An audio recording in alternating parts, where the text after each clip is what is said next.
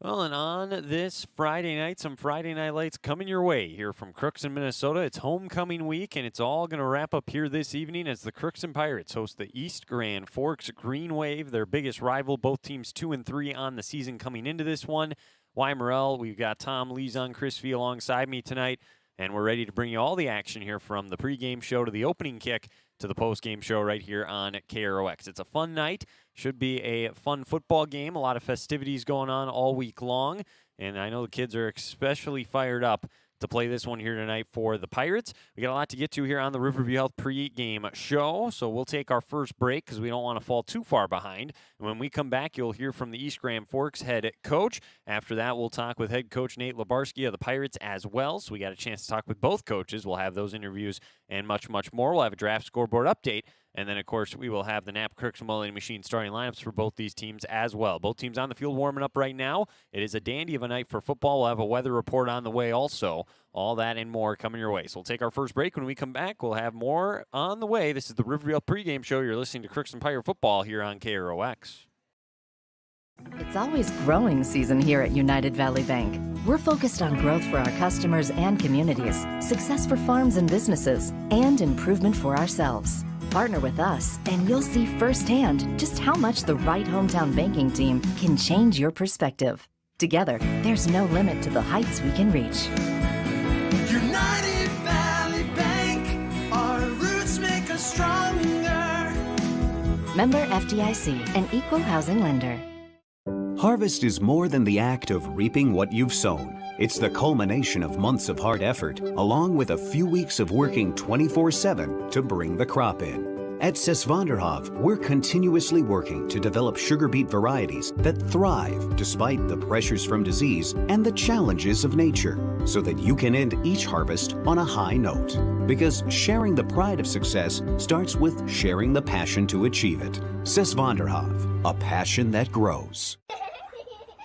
Tri-Valley Head Start Child and Family Programs offers child-centered, family-focused services in a community-based setting. The program provides health, nutrition, dental, mental health, family services, and parent engagement opportunities. Available for income-eligible children birth to 5 years old, as well as children with special needs, at-risk children, and families and pregnant women. Tri-Valley Head Start Child and Family Programs has centers in East Grand Forks, Grafton, Ada, and Crookston. For more information, visit tvoc.org. Riverview Health, exceptional people, exceptional care. Riverview Health is pleased to welcome Dr. Vanita Parikh to their team. Dr. Parikh is an experienced interventional pain management physician specializing in effective treatment options to increase functionality and comfort for daily living. For appointments, call Riverview Clinic at 218-281-9595. Dr. Parikh is seeing patients in both the Crookston and East Grand Forks clinics. Riverview Health. With the fall season right around the corner, Grove Mechanical in Crookston is ready to prepare you for winter. They suggest having your heating system serviced regularly to keep things running smoothly. A skilled technician will clean and service your heating equipment to ensure safe and efficient operation. It's never too early to get ready for the upcoming winter season. Before the cold sets in, call Grove Mechanical today, your hometown heating and cooling professionals. Give them a call, 218-281-3863, or visit their website, grovemech.com. You can make a sweet life right here in the Red River Valley with a career at American Crystal Sugar Company. Our shift schedule offers 14 days off per month, which gives you time for family, friends, the great outdoors, and everything else you enjoy about small town living. Entry-level positions are available, and pay starts around $18 per hour.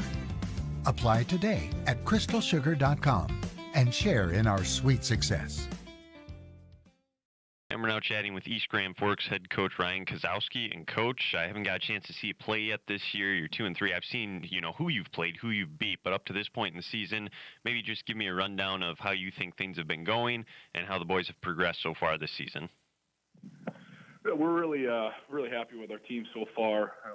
We feel like each week we've gotten better, and we just continue to harp on the little things and kind of focusing on ourselves and making sure that we don't take a step back, and every week we got to keep getting better. So I think our guys have done that. We started this season off with a very tough Pequot Lakes team, and then a tough Detroit Lakes team after that, and then we're able to get one against Park Rapids, and then close one against DGF too, and then we lost that. But then last week we were able to beat Thief River Falls. So we just feel like we've played a tough schedule, but we also feel like we're getting better, and we're a good football team.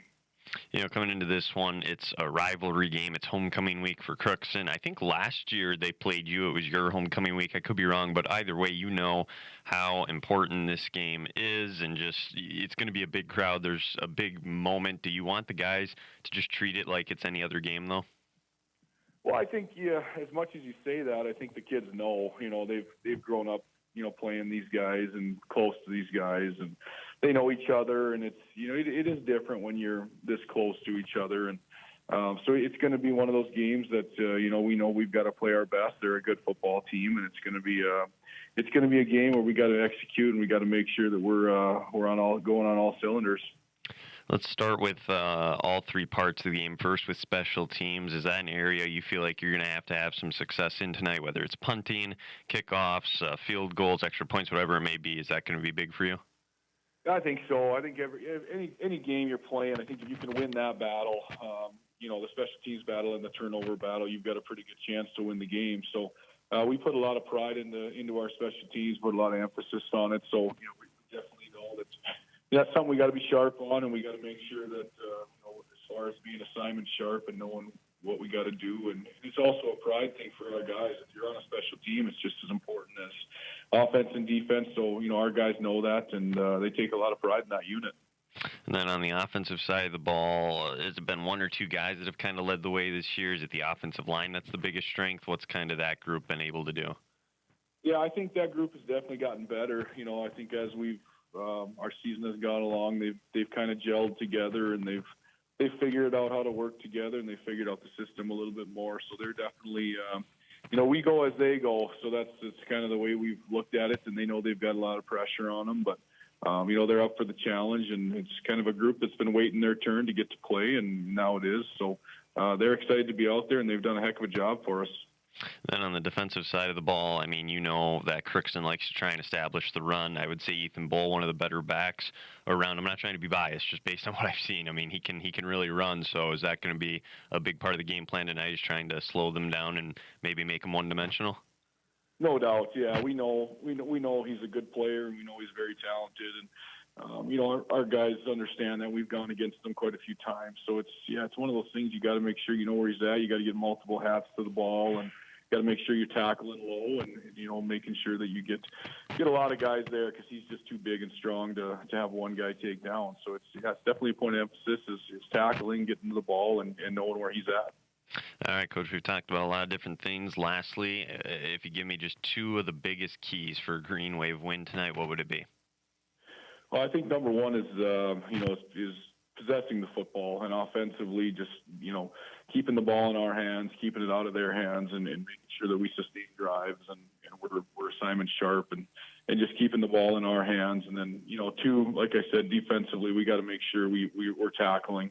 We can't have broken tackles. We can't have bad angles. We got to make sure that we're getting to the football and making sure we tackle soundly, and make sure that we get these guys down on the ground.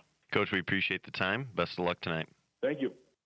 Again, that was the head coach of the East Grand Forks Green Wave joining us here on the pregame show. We appreciate his time, as we do every coach that joins us on the Riverview Health pregame show. We'll take another break. When we come back, we'll talk with Coach Nate Lebarski, get his comments, and much, much more, all on the way. You're listening to Crookston Pirate Football here on KROX.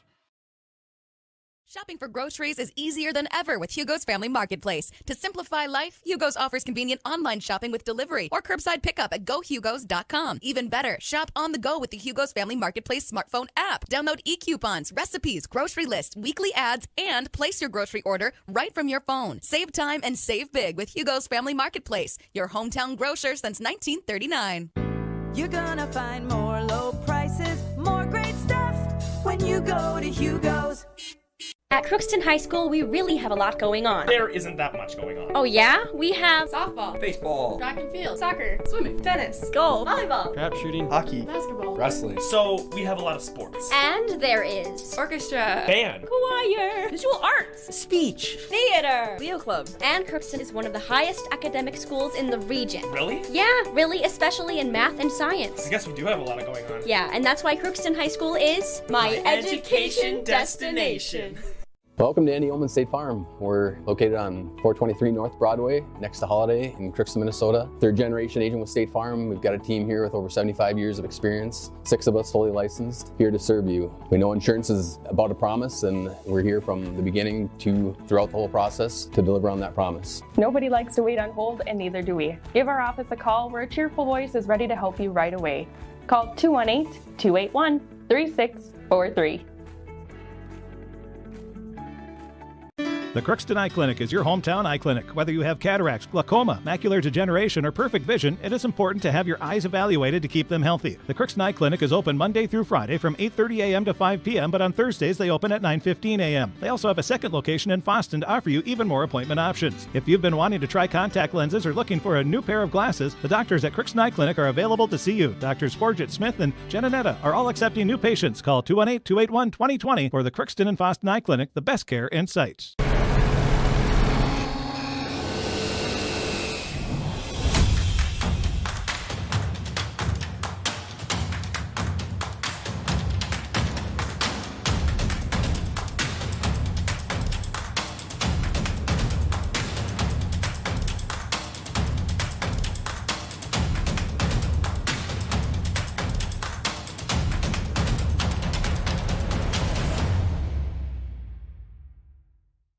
Ever wonder what your city government does for you?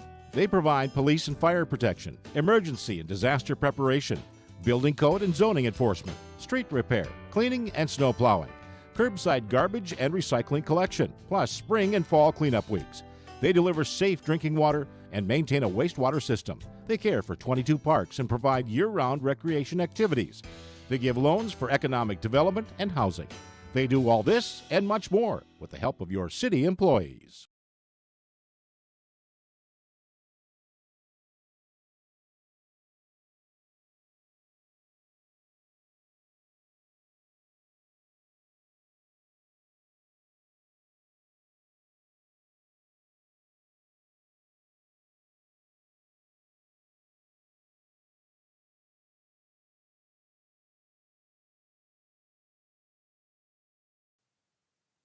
And we're now chatting with Crookston Pirate Football coach Nate Lebarski here on the pregame show. And coach, homecoming week, it's finally coming to an end. I'm sure it's kind of been a busy and hectic week for you.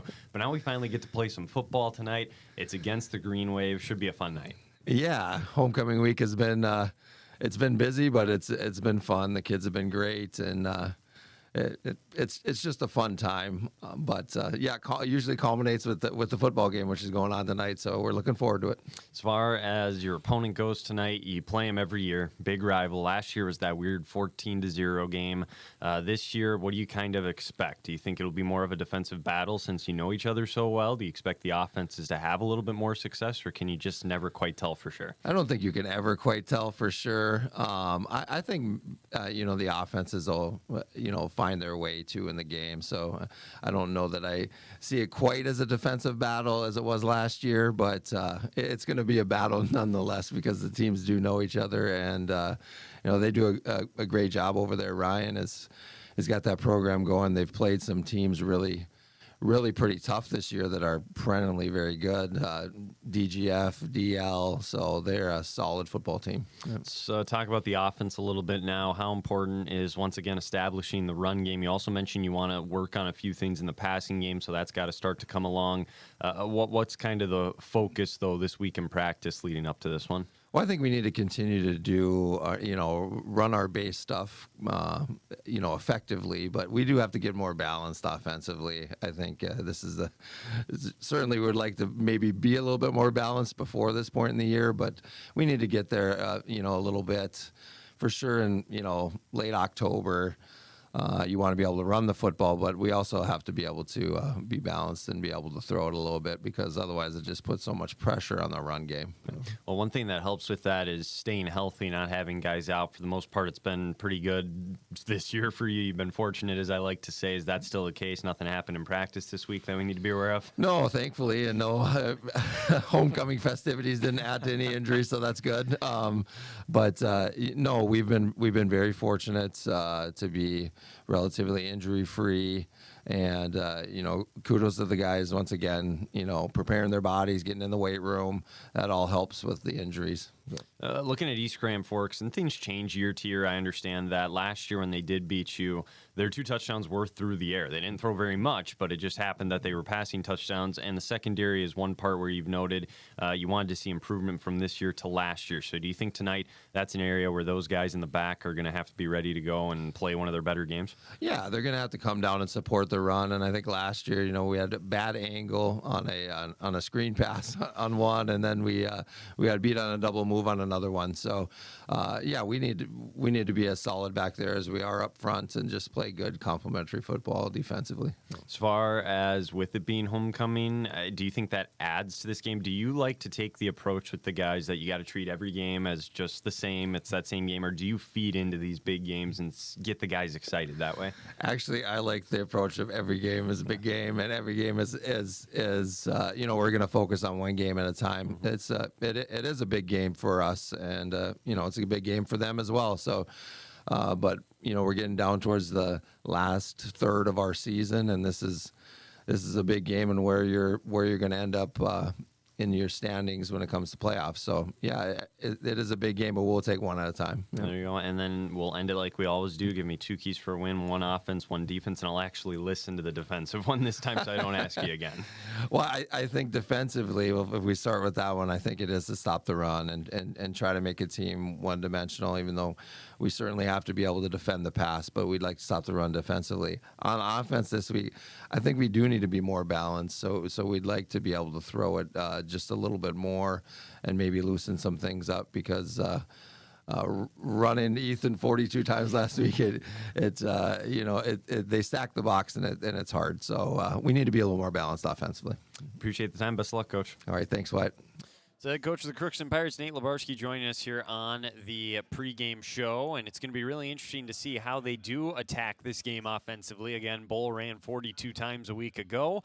They have had some problems in the passing game this year, so it'll be interesting to see if they mix that up a little bit for both teams, really, because East Grand Forks, when you look at their season total so far this year, they don't throw the ball a whole lot either. It was 2 passing touchdowns a year ago that did the Pirates in that 14-0 loss to the Green Wave, but overall, these 2 teams are going to want to run the football tonight. It'll be really interesting to see who wins the line of scrimmage and if these teams incorporate the pass game at all this evening.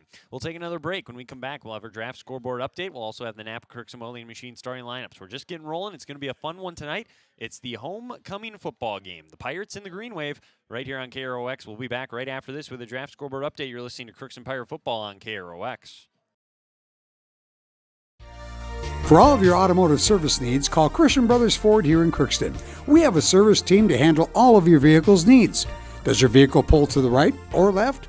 Call and schedule an alignment today. Proper alignment saves gas and wear on your tires. We're here to take care of your vehicle repairs and maintenance. Call Christopher or Jersey in the service department at 281-1338. Make an appointment today with the service department at Christian Brothers Ford of Crookston, where we make it easy. Crookston Valley Cooperative would like to thank area growers for their patronage this year and wish you all a safe and prosperous harvest. Since 1979, Crookston Valley Cooperative has been your full-service local agronomy dealer, delivering on the products and service that you've come to expect. For all your fall fertilizer needs, stop by or call Sean at 281-1178. Crookston Valley Cooperative, here to keep you growing. This is my farm. Don't come out here and tell me what I need. I need solutions that work and market options that are worth my time. Small town support that sees the bigger picture. A global network that empowers us. A co-op that's there for us every day. This is Judy Hulst, Administrator at Villa St. Vincent in the Summit Apartments. Over the years, we have seized the opportunity to make changes and improve the services we offer. Healthcare has taken on a very distinct evolution, focusing on post-acute short stay and return to home. It is our privilege to continue to serve our community with a continuum of care ranging from assisted living, memory care, post-acute short stay, and extended care. We are so grateful for the support of Crookston and the surrounding communities. In this season of reflection, please know how very proud Villa St. Vincent and the Summit Apartments are to serve our community. From early morning to the last thing before bed, light powers your day. And every time you turn on a light, it's a chance to save. Choose LED bulbs. You'll use 75% less energy, and because they last so long, you may never have to change them again. Whether it's bright light for the bathroom or a soft, warm touch in the family room, LEDs do it all. See how Otter Tail Power Company can help you save at otpco.com/LED. LED lighting, the smart way to light your life. Society, winning has come to mean everything. If winning comes at the expense of good sportsmanship, everyone loses. Nothing is gained in the long run. Good sportsmanship is the result of a disciplined effort to respect yourself, your opponents, and contest officials. Remember, good sports are winners no matter the score. This reminder is brought to you by the Minnesota State High School League.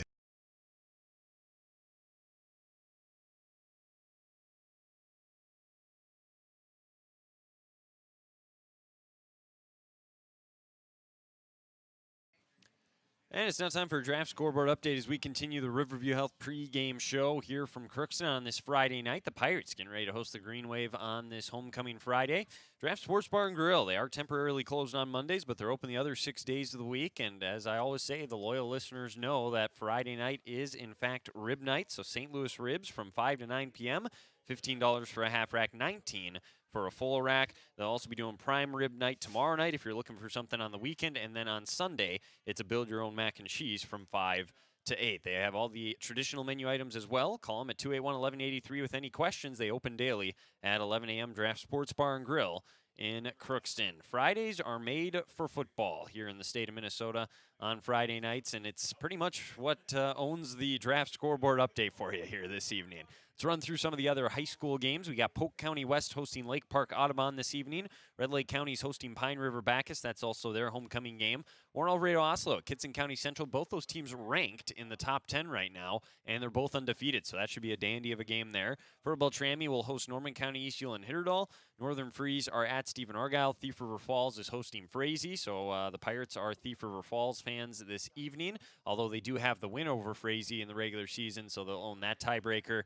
And with the other win coming against Hawley earlier this year for Crookston, they have situated themselves pretty good, all things considered, to get at least the 3 seed. It's kind of a matter of if it's going to be the 3 or the 2 seed at this point. Some other Section 8 AA teams that are in action tonight. War Road is hosting Ada Borup West. Barnesville, they got an interesting one against Detroit Lakes because the Lakers are 4-1 on the year, so they'll see if they can hand Barnesville their first loss this evening. Other Section 8 AA teams here in action. Hawley, who is now 2-3 on the year, is hosting DGF. That could be a tough one there for the Nuggets, but they are home, so we'll see if that'll help them out at all and try and give DGF their first loss of the year. That is pretty much it with Section 8 AA teams that I'm seeing on the schedule. I don't think I missed or ran over any. Let's see. Osakis is at Perham. Some other games for you. Bemidji at Buffalo. Moorhead at Elk River, my homeland. Go Elks, big Elks guy. So we'll see if they can keep that season rolling along there. But other than that, that's about really all the big ones we'll get to. If you want to see all of the scores, go to KROXAM.com. Head on over to our sports tab, and you can click on that, and you can find all the scores. You can find the story, the stats, the pictures, and more on KROXAM.com for all the different Pirate athletic events throughout the 22-23 school year. And we'll have all of that up for this game later on this evening, so you can be checking that out there. UMC had some action going on today. It was the Golden Eagles actually at 6 o'clock here. They're going to be hosting Minnesota State Mankato in volleyball. Speaking of Minnesota State Mankato, they're at the Gophers for some college hockey this evening. That's a 7 o'clock start time. We'll join it here on KROX once we wrap up our coverage here from the UMC football field. So maybe second period, probably closer to the third, I would guess, by the time we get you out there for that one. But they'll play each other tomorrow night as well, and we'll also carry that one right from the start, so you can be listening for that this weekend as well. On Sunday, just looking ahead to the weekend, we'll have Minnesota Vikings football with the pregame show at 11, the kickoff at noon as they take on the Chicago Bears in an NFC North battle there. And then we'll have the Sunday night football game as well, 6:30, the pregame, 7:20, the kickoff from Westwood 1. That is a look at your draft scoreboard update. Again, brought to you by Draft Sports Bar and Grill in Crookston. We're getting ready for kickoff. About 12 minutes away, we'll have Pirate Football on this Friday night as they try to get to 3-3 on the year, get a homecoming victory over their biggest rival. Should be a lot of fun, and we're ready to bring you all the action. We'll take another break. When we come back, we'll have the Napa Crookston Welding Machine starting lineups. That'll be coming up right after this. You're listening to Crookston Pirate Football here on KROX. It's always growing season here at United Valley Bank. We're focused on growth for our customers and communities, success for farms and businesses, and improvement for ourselves. Partner with us, and you'll see firsthand just how much the right hometown banking team can change your perspective. Together, there's no limit to the heights we can reach. United Valley Bank, our roots make us stronger. Member FDIC, an equal housing lender.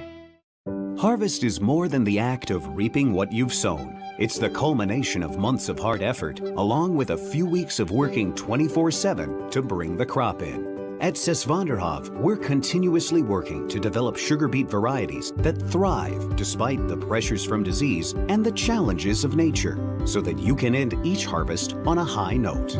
Because sharing the pride of success starts with sharing the passion to achieve it. Sesvanderhof, a passion that grows. Tri Valley Head Start Child and Family Programs offers child-centered, family-focused services in a community-based setting. The program provides health, nutrition, dental, mental health, family services, and parent engagement opportunities. Available for income-eligible children birth to 5 years old, as well as children with special needs, at-risk children, and families and pregnant women. Tri Valley Head Start Child and Family Programs has centers in East Grand Forks, Grafton, Ada, and Crookston. For more information, visit tvoc.org. Exceptional people, exceptional care. Riverview Health is pleased to welcome Dr. Vanita Parikh to their team. Dr. Parikh is an experienced interventional pain management physician specializing in effective treatment options to increase functionality and comfort for daily living. For appointments, call Riverview Clinic at 218-281-9595. Dr. Parikh is seeing patients in both the Crookston and East Grand Forks clinics. Riverview Health. With the fall season right around the corner, Grove Mechanical in Crookston is ready to prepare you for winter. They suggest having your heating system serviced regularly to keep things running smoothly. A skilled technician will clean and service your heating equipment to ensure safe and efficient operation. It's never too early to get ready for the upcoming winter season. Before the cold sets in, call Grove Mechanical today, your hometown heating and cooling professionals. Give them a call, 218-281-3863, or visit their website, grovemech.com. You can make a sweet life right here in the Red River Valley with a career at American Crystal Sugar Company. Our shift schedule offers 14 days off per month, which gives you time for family, friends, the great outdoors, and everything else you enjoy about small town living. Entry-level positions are available, and pay starts around $18 per hour. Apply today at crystalsugar.com and share in our sweet success.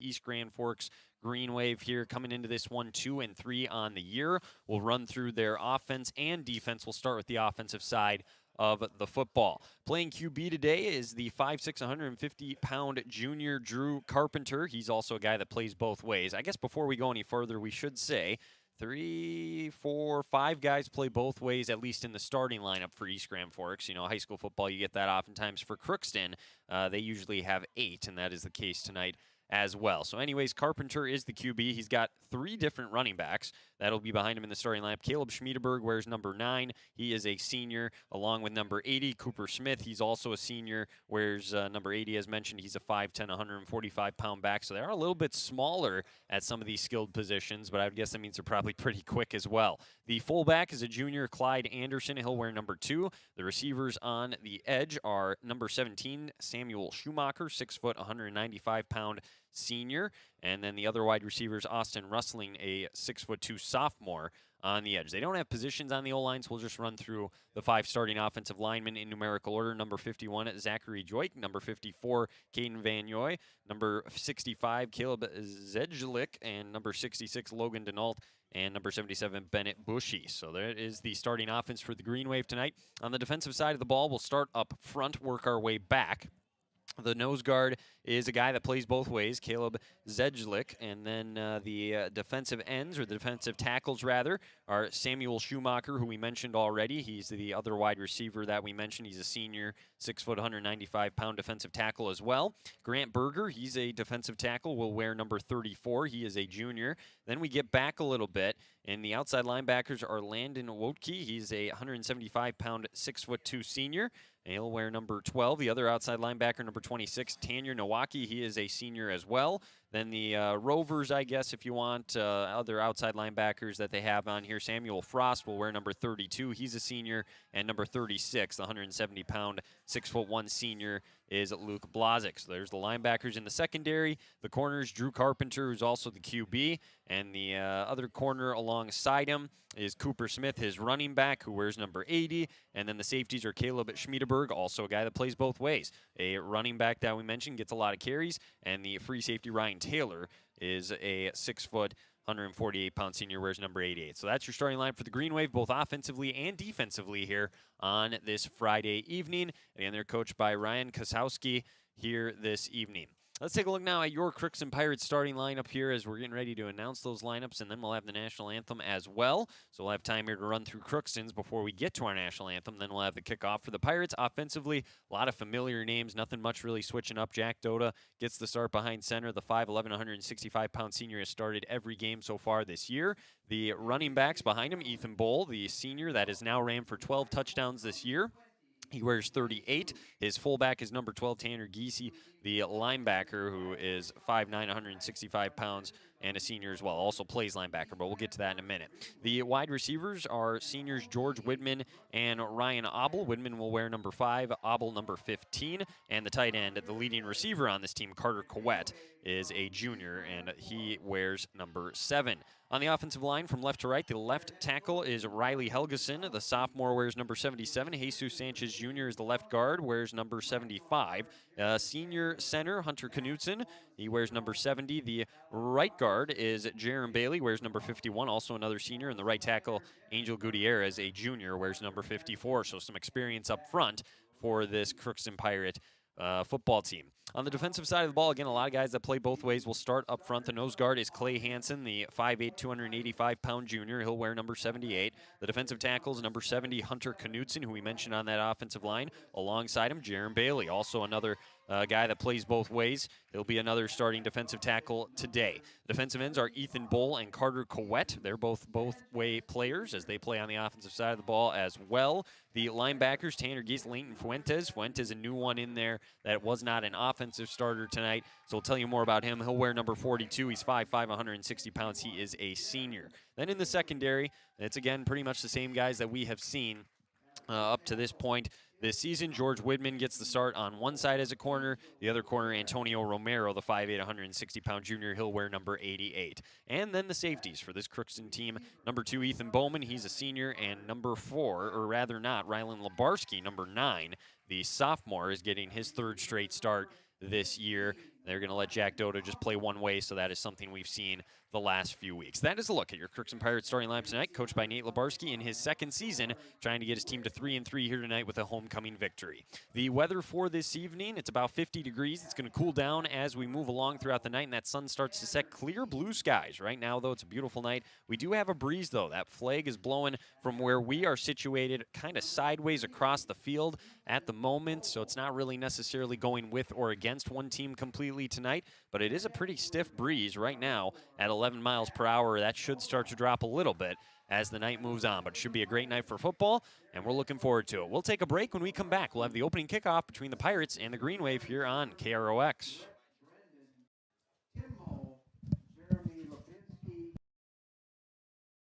Shopping for groceries is easier than ever with Hugo's Family Marketplace. To simplify life, Hugo's offers convenient online shopping with delivery or curbside pickup at gohugos.com. Even better, shop on the go with the Hugo's Family Marketplace smartphone app. Download e-coupons, recipes, grocery lists, weekly ads, and place your grocery order right from your phone. Save time and save big with Hugo's Family Marketplace, your hometown grocer since 1939.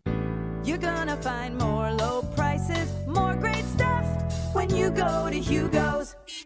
At Crookston High School, we really have a lot going on. There isn't that much going on. Oh yeah? We have softball, baseball, track and field, soccer, swimming, tennis, golf, volleyball, trap shooting, hockey, basketball, wrestling. So we have a lot of sports. And there is orchestra, band, choir, visual arts, speech, theater, Leo Club. And Crookston is one of the highest academic schools in the region. Really? Yeah, really, especially in math and science. I guess we do have a lot of going on. Yeah, and that's why Crookston High School is my education destination. Welcome to Andy Oman State Farm. We're located on 423 North Broadway, next to Holiday in Crookston, Minnesota. Third generation agent with State Farm. We've got a team here with over 75 years of experience. 6 of us fully licensed, here to serve you. We know insurance is about a promise, and we're here from the beginning to throughout the whole process to deliver on that promise. Nobody likes to wait on hold, and neither do we. Give our office a call where a cheerful voice is ready to help you right away. Call 218-281-3643. The Crookston Eye Clinic is your hometown eye clinic. Whether you have cataracts, glaucoma, macular degeneration, or perfect vision, it is important to have your eyes evaluated to keep them healthy. The Crookston Eye Clinic is open Monday through Friday from 8:30 a.m. to 5 p.m., but on Thursdays they open at 9:15 a.m. They also have a second location in Boston to offer you even more appointment options. If you've been wanting to try contact lenses or looking for a new pair of glasses, the doctors at Crookston Eye Clinic are available to see you. Doctors Forget Smith and Jananetta are all accepting new patients. Call 218-281-2020 for the Crookston and Boston Eye Clinic, the best care in sight.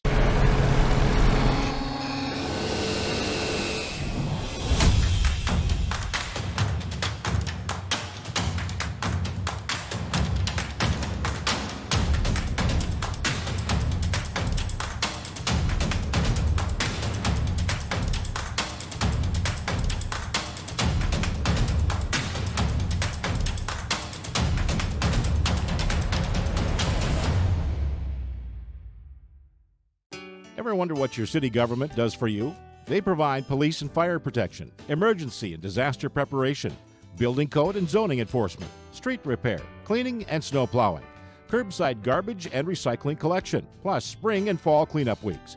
They deliver safe drinking water and maintain a wastewater system. They care for 22 parks and provide year-round recreation activities. They give loans for economic development and housing. They do all this and much more with the help of your city employees. And sends it away right to left down the field, picked up there by the Green Wave at the 19, across the 25, across the 30, and eventually tackled there near the 35. A decent return there by Jordan Nowacki, the 5'7" sophomore. So they'll start at the 35. They are led by their sophomore quarterback, Drew Carpenter, or the junior rather, who comes out onto the field. They don't throw a ton. He's 10 for 27 on the year for 186 yards and 1 score. He's thrown 2 interceptions, but this is a team that likes to run the football. They average over 200 yards on the ground a game, so they're going to try and establish that early. They'll go left to right across your radio dial. They're in their road whites with the green helmets, green numbers, and some of them wearing their black sleeves this evening with the cold. Pirates, the traditional home blue with the blue helmets, the gold C, the gold pants, gold numbers on the jerseys with the white trim. Under center here is Carpenter on 1st and 10 from the 35. Man in motion. They will hand it off up the middle. Big hole out across the 40 as Fuentes met the runner there, and that was a quick carry for Clyde Anderson, the fullback, and he gets a gain there of about, and it was actually Gavin Luchny on the tackle, a gain of about 6 there for Clyde Anderson. Luchny was not listed as a starter tonight, but he is, in fact, out there for that first play, so something to note there. 6-yard gain sets him up nicely here with a 2nd and 4. 2 receivers out to the left. Once again, Carpenter under center. Anderson is the set tail back. He's also got running backs to his left and right, kind of a wishbone formation. Man in motion once again. They'll hand it off to Anderson again. Gets a push and fights his way forward. He's near the line to gain. They're giving him a generous spot at the 45. I thought he might have been a yard short, and it looks like they are going to say 3rd and about 1, maybe even inches here, coming up for the Green Wave. So a couple carries right off the bat to Anderson, He picks up about 9 yards, and now on the 3rd and 1, we'll see if the Pirates defense can make a stand. East Grand Forks on the year on 3rd downs. They have been decent. They are converting 37% of the time this year while faced with a 3rd down. And this one here, you almost could just sneak it on 3rd and short. Pirates with their nose guard, Clay Hansen, clogging the middle right now. 2 receivers, 1 left, 1 right. Carpenter gets set under center, looks around. Pirates, that was Geese trying to blitz up the middle. Now they snap it up the gut. He's hit immediately, tries to fight. Oh, I don't know. I don't think he got it. The Pirates were all over it, breaking up that pressure. Geese was in there. Coet came off the edge, and even the push right away initially by Ethan Bowl helped the Pirates potentially keep him short. Oh, they give him the spot, though. I tell you, he must have had it there with that initial push. That's a 1st down. Anderson 3 carries right away, and he'll move the sticks for the Green Wave. Initially, the far official that was coming in sure made it look like he was short on the play, but they did give him just enough for the 1st downs. Ball in the Green Wave 45, already almost 2 minutes gone here in this opening quarter. Both teams we mentioned are going to want to establish the run tonight. Neither has had that much success throwing the football this year. Last year was just a 14-0 win for the Green Wave, and already a lot of time coming off the clock here in the first. You can tell they're more than fine keeping this a low-scoring game potentially tonight. Back to pass, under pressure. This could be a sack. No, he gets away. He's going to take off and run. He's at the 50 on the right side. Coming up and helping make the tackle is Tanner Geese. He was first met there in the secondary by the sophomore Rylan Lebarski. Nice job by Carpenter to avoid the stack and get a positive gain. We'll give him 7, and it actually might be 8. It's going to be 2nd and short. So Carpenter showing he's got some scrambling ability there. Picks up a gain of about 7.5, so we'll call it 8, be generous. It'll be 2nd down and a long 2. A couple subs coming in for the Green Wave here on this 2nd down play. Already 4 run plays here for a total of 18 yards on this opening drive. They've now moved the ball into Pirates territory here. They'll come to the line again, not necessarily in any hurry here initially. Carpenter will come under center. 9 minutes to go here in this opening quarter. Takes a look to his left. Comes set. The Pirates trying to blitz up the middle. Ooh, Geese was offside. Yeah, they're going to blow it dead. So that'll give them an automatic 1st down. That is our first flag of the game. Geese, as we saw last week, so good at shooting up the middle from the linebacker position, but that time he was a little too excited, and he gets called for the offside. So that'll move it inside the Pirates' 45. Fresh set of downs here for the Green Wave. East Grand Forks, we mentioned 2 and 3 on the year. They are coming off of a win against Thief River Falls last week, 14-7. Their other one was over Park Rapids, 34-7. They'll try to get to 500 just like the Pirates are here this evening. 1st and 10 at the Crookston 43. 2 guys in the backfield, 1 to the right of Carpenter, 1 to the left, 1 receiver out wide right. Clean snap. They'll go up the middle with the handoff inside the 40. Tanner Geese makes the tackle, but not before a gain of about 4 yards. And on the carry that time, that's a new face that was not listed in the starting lineup. That's Grant Berger, number 34. So Berger picks up a decent gain there on 1st down. It'll be about 2nd down, and we'll say 6. He's the 3rd different Green Wave player to carry the football now here in this opening drive. We approach 8 minutes to go, already a 4-minute drive now and rolling right along. They've converted 1 3rd down on the drive. That Pirates offense patiently waiting on the sideline for their first stab at it. 1 receiver left. Again, a lot of guys up on that line of scrimmage for the Pirates and the Green Wave. They'll hand it off up the middle. He's got a big hole. It's Berger again. Cross the 30 into the secondary to the 25. He's sandwiched there by George Widman and Rylan Lebarski. And I think he's staying down on the play. That was a shot. He hung on to the football. He gains 13 and a 1st down. But the sophomore Grant Berger, at the moment at least, staying down. It's not looking like he's getting up here anytime soon, so we will take a break, and we will come back after this quick break. Green Wave on the move. They'll have a 1st and 10 right after this. You're listening to Crookston Pirate Football on KROX. You're watching Crookston Pirate Activities on the KROX live stream. It's brought to you in part by Riverview Health, American Crystal Sugar Company, CHS Egg Services, Christian Brothers Ford, Bremer Bank, Grove Mechanical, Crookston Eye Clinic and Foston Eye Clinic, Crookston Valley Co-op, Hugo's Family Marketplace, United Valley Bank, the Benedictine Living Community, Villa St. Vincent, Ottertail Power Company, Crookston School District, Cess Vanderhoff, Andy Omen State Farm, the City of Crookston, and Tri-Valley Head Start, all bringing you Crookston Pirate Activities on the KROX live stream.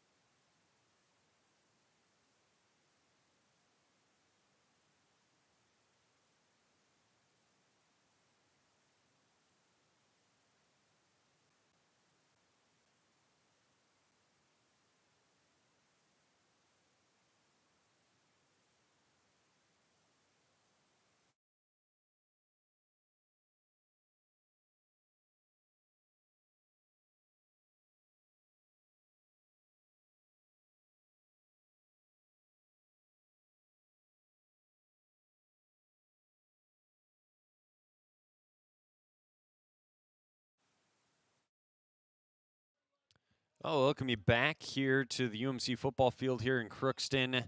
Grant Berger being helped off the field. We'll give you an update if we can at some point. I would guess we're not going to see him back in this football game, though, as he took a shot. He did pick up a first down on that run. We're ready to get back underway now. 1st and 10 for the Green Wave. So they get a gain there of 13 ball on the Pirates 25, 7:30 and counting. They're going left to right across the field. The junior Drew Carpenter comes under center once more. He has a run on this drive for 6 yards up the middle. Pirates going to try and clog it up, and Carter Coet does a nice job of helping drive that pile back. Ethan Bull was there as well. It's a short pickup of about 2, as that time they went on the ground, I believe. That was number 28 on the carry, and that would be Cole Buys, the senior. No, he is a sophomore. I got so many people on this roster here. It's hard to figure out which ones are which. They about double Crookston's roster by the look of it. So Buys a gain of 2. None of the guys running the ball right now that are listed as the starters, oddly enough. They do have a lot of guys that like to run the football. I mean, I saw that coming into this game, but already a lot of guys that maybe weren't listed as starters getting action here on this opening drive. 2nd and 8, 2 receivers to the right. Under center is Carpenter. Man in motion is Schmiederberg. They pitch it out to him. He gets a seal on the edge, 25.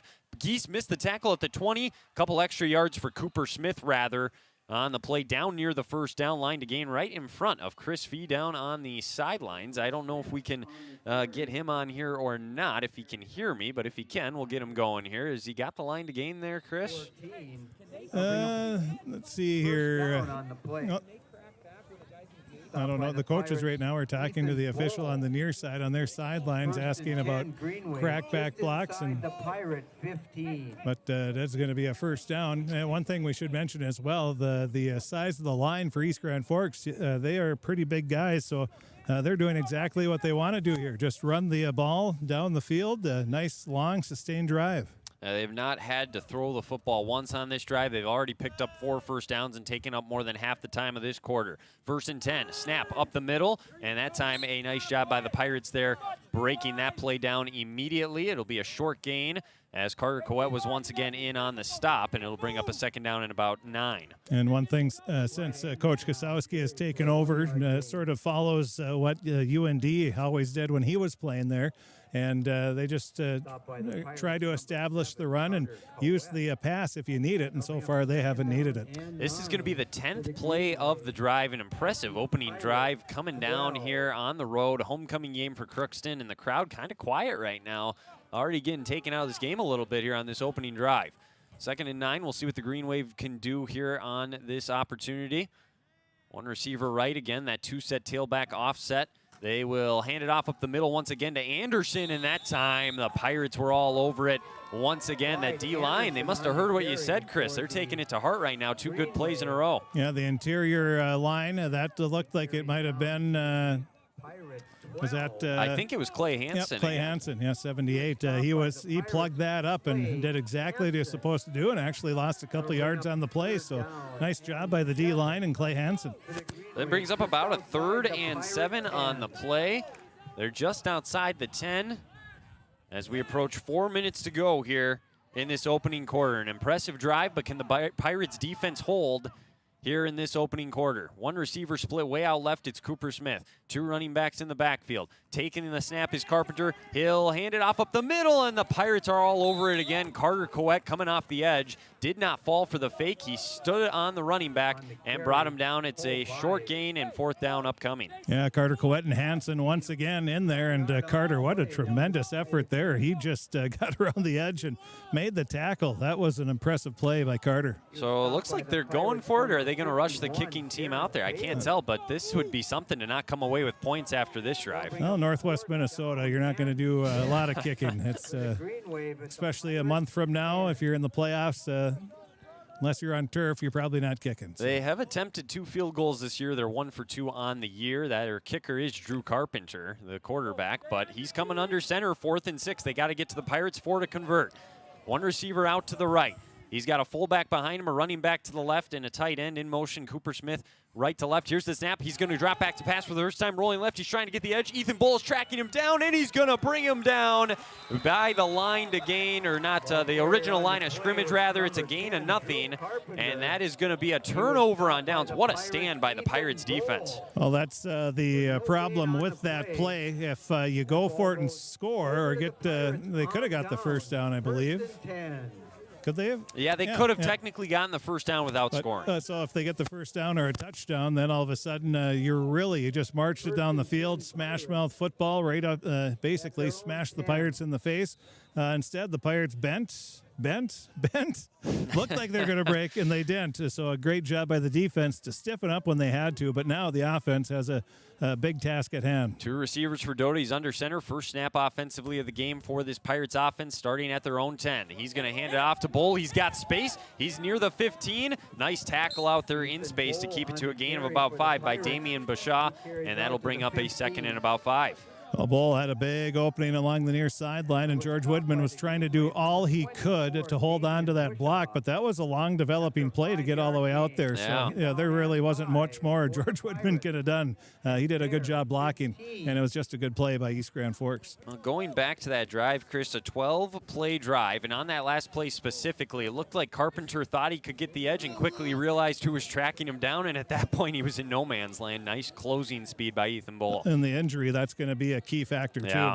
Yeah, no kidding. As Berger had the longest run of the drive there. They'll fake it here to Geese. Go to Bull. He's got space again, breaking through tackles, and he's got a first down, a gain of 7 to the 22. 2 runs, 12 yards for Ethan Bull, and the Pirates giving themselves some space to work with now. Well, the Green Wave, they have some size, as we said, up in the middle, and right now the Pirates are just going to the outside, and they're taking one of their interior linemen out and bringing a, looks to be a quicker, we'll just say by size. We are being sizist here, but looks to be a quicker player and get somebody on the outside to try to stop these outside runs. Already they go to their man, Ethan Bull, on the first 2 plays of the game. Coach Lebarski mentioned he carried it 42 times last week. I don't know if they should rely on that again this week, week to week, but right now looking strong early in this one.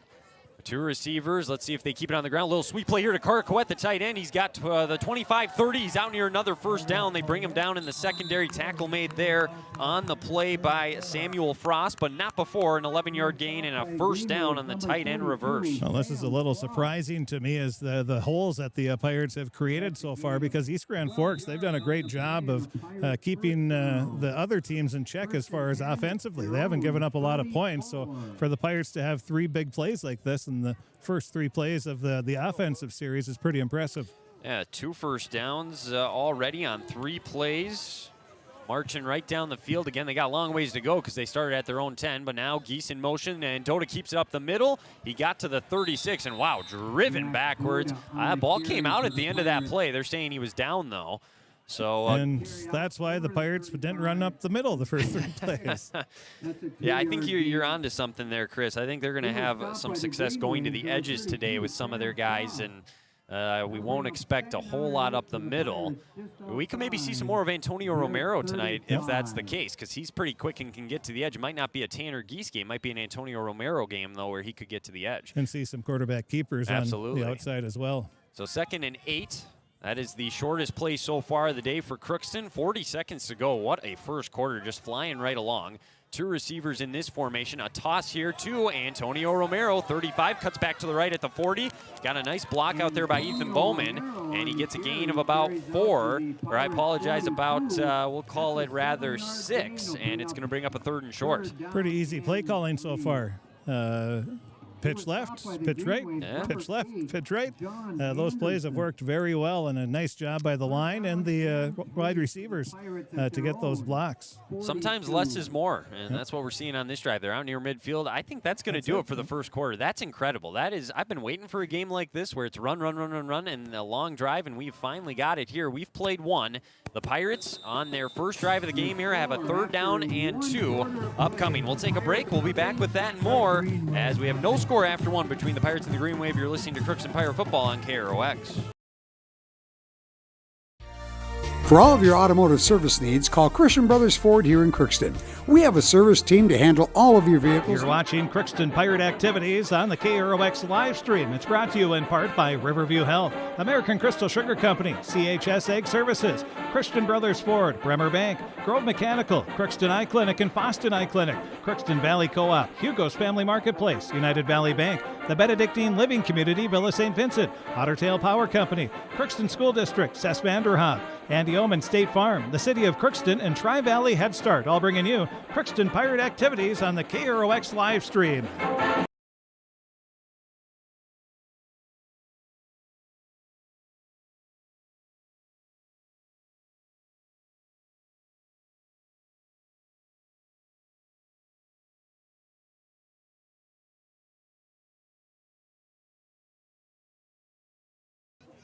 And we're back here from Crookston.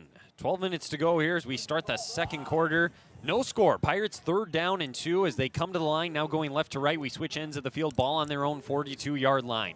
It's been all run so far for Crookston. Here's the snap. They go to Tanner Geese. He tries to pound his way for the first, and I think he got it. It was close as the Green Wave, drive him back and bring him down well after the whistle. Can already tell it's going to be a physical game here tonight, but Geese gets the first down. We have a personal foul face mask penalty, 15-yard variety. That'll be a first down no matter what, plus 15 more yards. Yeah, how about that? So that's going to move them into Green Wave territory at about their 40-yard line. It was a gain of 3. That would have been good for the first down regardless, but the 15-yard face mask is going to really put Crookston in a great spot here. They've now driven all the way down into Green Wave territory. Face mask penalty. Well, that's huge for the Pirates. They already had the first down. They've had a very good offensive series so far in this first series, even though we're in the second quarter. And now they get an extra 15 yards tacked on with the personal foul face mask. So big help there for the Pirates. Remember, though, Chris, the Green Wave 12-play drive, they ended up not scoring. So the Pirates got to finish this one off. They're on a 6-play drive at the moment. Ball on the 40, snap for Dota, and here is his first pass. The game rolls to the right, launching deep, wide open, George Whitman. He's got it inside the 20, cuts back near the 10, and is brought down there. George Whitman, a 29-yard gain. First down in the red zone for the Pirates. Well, a great play rolling out. That's what we like to see Jack Dota do. He threw right on the money. Somehow George Whitman was about nobody within at least 10, 15 yards of him and makes the grab and gets it down inside the red zone for the Pirates. I believe that is the longest passing play of the year for Crookston. Dota, we knew he was going to throw at some point. They roll him out. He found the wide open receiver, and now first down and goal at exactly the 10-yard line. Romero's the back. Geese as the fullback. They'll go Romero left side, and that time on the edge, wrapping him up right away. He was unblocked, was Cole Buys. It's a short gain, if anything. It'll be second down. Yeah, East Grand Forks was ready for that. They had, it looked like a blitz coming too, and were able to shut it down quickly. And this is probably 4-down territory here for Crookston. This would be something, though, if East Grand Forks make a stand now defensively and keep this game 0-0 after these first two drives. I think Crookston would be a little more likely to go for the field goal if that true. happens. With Jake Erickson in the season he's been having, punting the ball, kicking the ball, strong leg, well within his range right now. Now it's the tailback is Ethan Bull, 12 rushing touchdowns this year. He cuts back to the left, tries to get to the edge and get to the outside. The Green Wave in pursuit, though, are going to track him down. He just didn't have the speed that time. Nice job by the Green Wave forcing him outside. It's a gain of maybe 1, and now a third down and goal upcoming. Well, the Green Wave doing a great job of stretching that out to the sideline. They figured they might not be able to tackle him, but they were able to finally bring him down. They showed pretty good speed there, getting to the edge. So now third down. Do you go back to the pass here, Chris, or do you maybe try and run it and surprise them? I'm going with the pass. The run hasn't worked here the 2 times they've tried, so we'll see. I like the play action where you have Jack rolling out. We've said that every game, but I'm just stating what I like.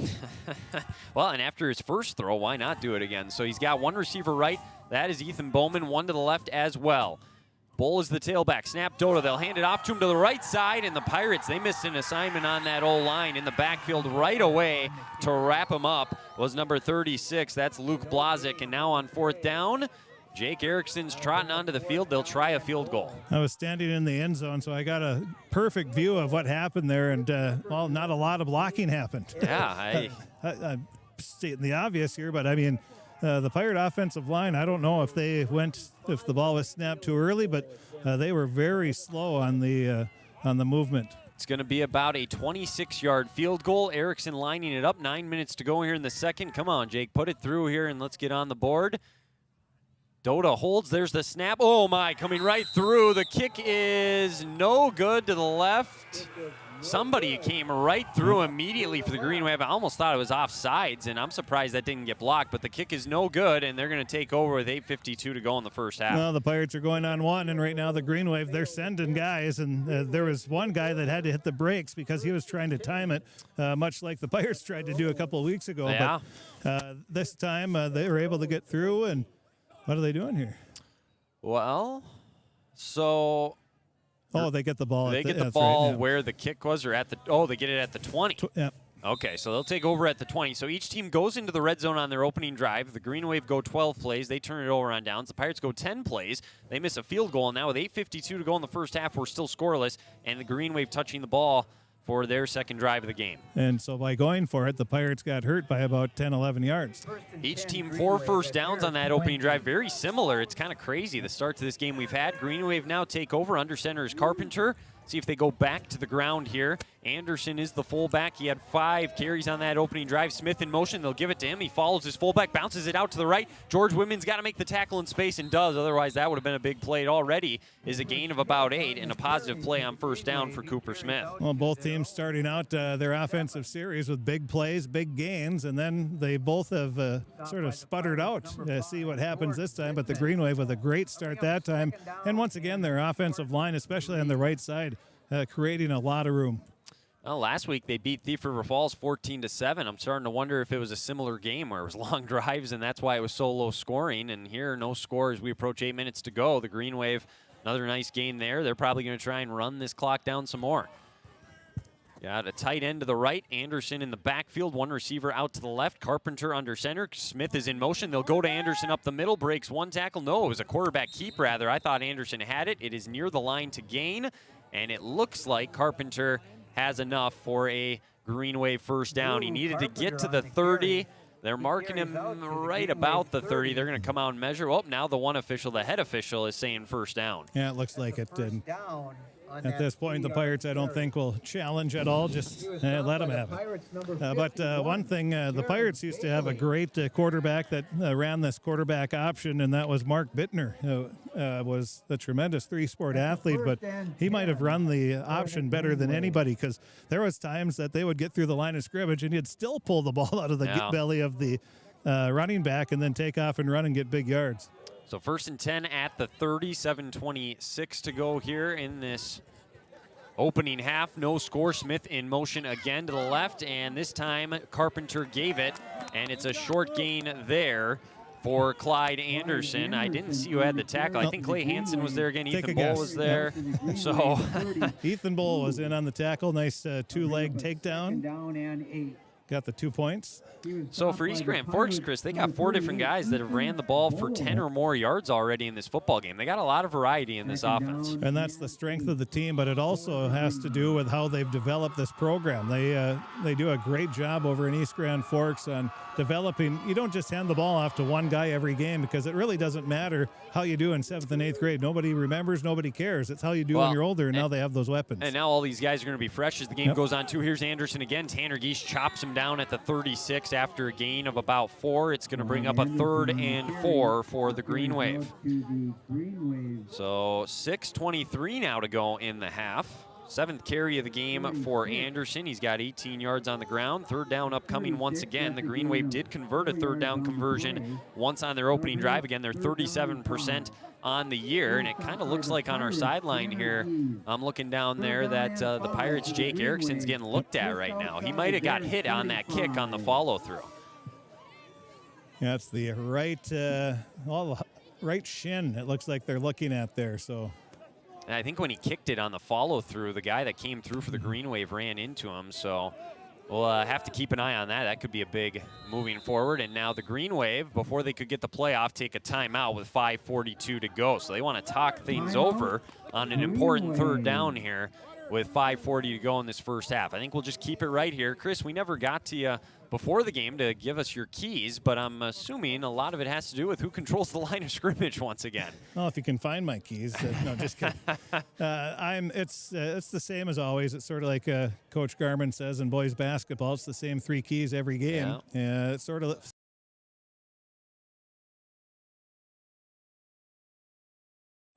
You're watching Crookston Pirate Activities on the KROX live stream. It's brought to you in part by Riverview Health, American Crystal Sugar Company, CHS Egg Services, Christian Brothers Ford, Bremer Bank, Grove Mechanical, Crookston Eye Clinic and Foston Eye Clinic, Crookston Valley Co-op, Hugo's Family Marketplace, United Valley Bank, the Benedictine Living Community, Villa St. Vincent, Ottertail Power Company, Crookston School District, Cess Vanderhoff, Andy Omen State Farm, the City of Crookston, and Tri-Valley Head Start, all bringing you Crookston Pirate Activities on the KROX live stream.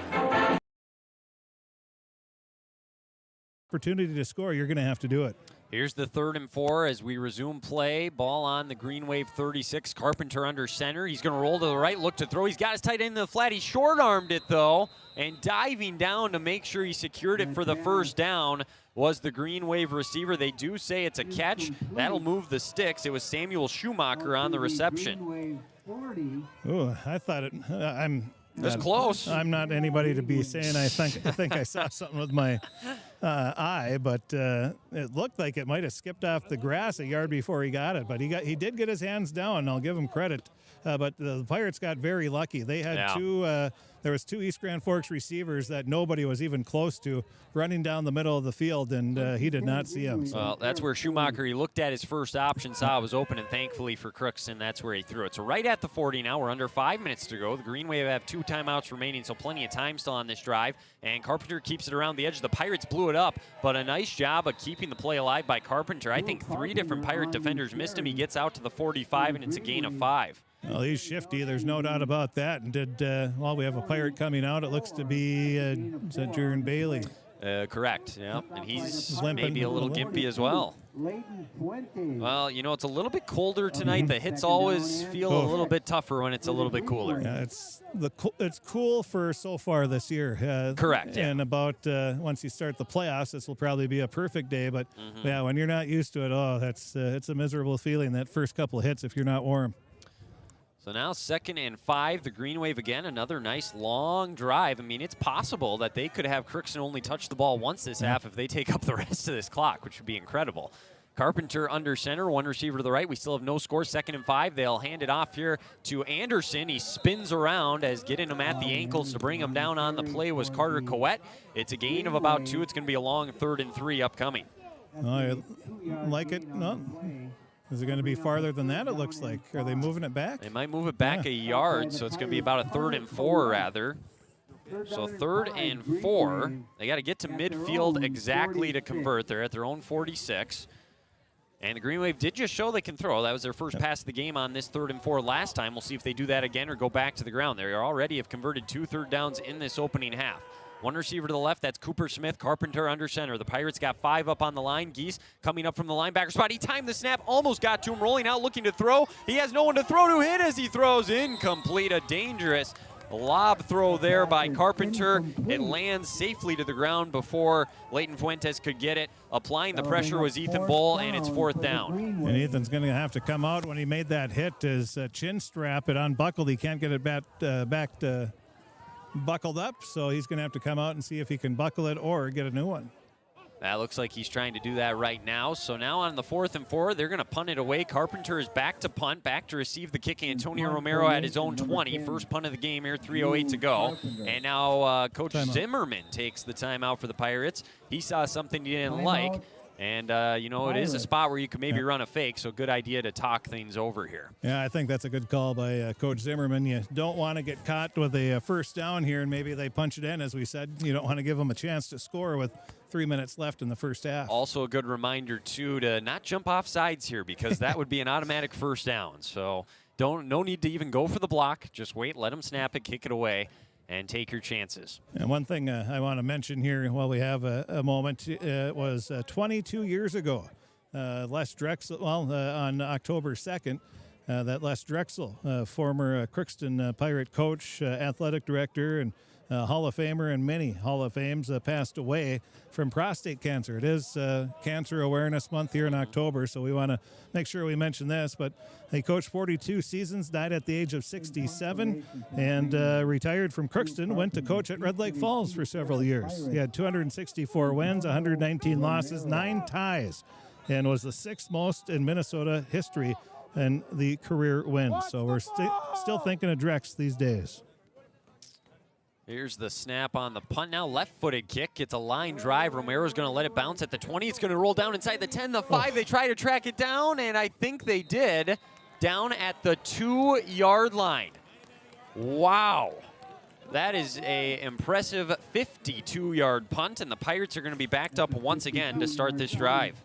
Wow, that was a great punt, and I know I've said this before about Drex, but we were freshmen when he came in to announce he was going to retire. We were the first team that he supposedly told, but he came into our locker room after our last game and told us that, Oh, we still have you. Yeah, we got you. We got you. No, but I think you can still hear me. But Yep, he told us that he was retiring, and you had 9th grade boys in tears because they wanted to play for Drex. So that's what kind of coach he was. So first down and 10 here, ball on their own 2. I would guess Crookston's going to be pretty conservative here. As here's the snap, they'll hand it off to Bull to the right side. He tries to get the edge, and he does. Gets a block. He breaks a tackle at the 5. Eventually pushed out of bounds right in front of Chris down there at about the 9-yard line. It's a gain of 7. I don't know if Chris can hear us still or not. We could hear him, so we'll see if we get anything more from him in this half or not. But anyways, it's a 7-yard gain there for Bull. We'll set up a 2nd down and 2 at the 10. We'll give him 8. So 2nd down here now, 5th carry of the game for Ethan Bull. He's got 21 yards on the ground. He's ran for over 100 every game this year but one. It's been very effective, and that game was the Barnesville game. Clock stopped at 2:48 because he went out of bounds. Dota under center takes the snap. Here's Bull. He'll go to the left side. The offensive line created enough of a crease for Bull to get a 1st down and a gain of about 4. So that's the 5th 1st down of the game for Crookston. That'll move the sticks. Bull now another 1st down run. Clock will continue to run after stopping momentarily to let the chains reset. Crookston 2 timeouts. If anything, backed up. They just want to make sure they take some time here and try and not give the ball to East Grand Forks and let them have a short field to work with. So it's kind of an interesting dilemma that the Pirates are in here. Back at their own 14-yard line. Clock rolls to 2:25. Dota under center. Bull, the tailback, 2 receivers. Greenway 4 on the line. They'll come through. Dota is going to throw as he rolls to the right. Looking for his man. Now he's under pressure. Breaks the tackle. He'll run across the 15. Ooh, he's hit late near the sidelines. They will not throw the flag. Good pursuit on the tackle there by John Anderson. It's a short gain for Jack Dota, but it could have easily been a loss on the play. So nice job by Dota to elude the sack there. And Chris can't hear us down on the sidelines. He just gave me the signal, so we can hear him. The problem is he can't hear us. So I don't know if he's going to try and talk at times, but we'll get that sorted out at halftime. We got 2:13 to go here in the 1st half. Dota on the play is a gain of 4. He's got 6 yards on 2 carries now. Again, the clock stops because he went out of bounds. 2 safeties here, cover 2 for the Green Wave. 3 receivers now to the right, 1 to the left. Shotgun, Dota takes the snap. He's looking to throw now. He's pressured, rolls to the right, just throws it away. As the Green Wave, again, were able to get pressure on him. And now on a 3rd down, it's going to be an interesting play call here for Coach Lebarski. If you run it and come up short, the Green Wave do have 2 timeouts. They could easily take one and get the football back. If you throw it and it's incomplete, that'd be even worse. So this is an important 3rd down and 6 upcoming for Crookston here with 2:08 to go in this opening half. Still no score. This is just the 2nd time the Pirates have possessed the football here in this 1st half. There's been a lot of long drives and nothing to show for it for both teams. It's going to be a wildcat formation with Ethan Bull. Geese to his left. He takes the snap. He'll fake it. He'll roll out to the left. He's going to run all the way. He's getting to the 20 and the Green Wave. He bounces off a couple guys. He reaches for the 1st down. I think he ended up just short. Great job to keep the play alive and get even close. He is going to be short of the line to gain. They actually say he stepped out, it looks like, at about the 20-yard line. So instead of out near the 1st down where we thought he was, it's only a gain of about 1 yard, maybe 2, and that brings up a 4th down, and they're going to have to punt it away now. So Jake Erickson, who we mentioned, is dealing with a little bit of an injury tonight now after that initial field goal try, is into punt. He's standing inside his own 10. Return man back to receive the kick at the 50. The Pirates had too many guys on the field. They do get a guy off, so now they got 11. We're good to go.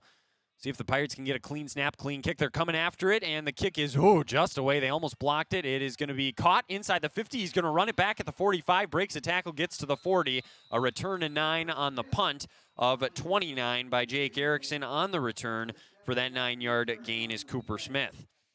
So the Green Wave, with 1:47 to go, have 2 timeouts there at the Pirates' 40-yard line, still in a scoreless football game. They have an opportunity here to go get the first points right before the halftime break. The Pirates will get the football to begin the second half here this evening. So if they could keep the Green Wave off the scoreboard, I think you'd take that, go in 0-0, reassess for the second half of action.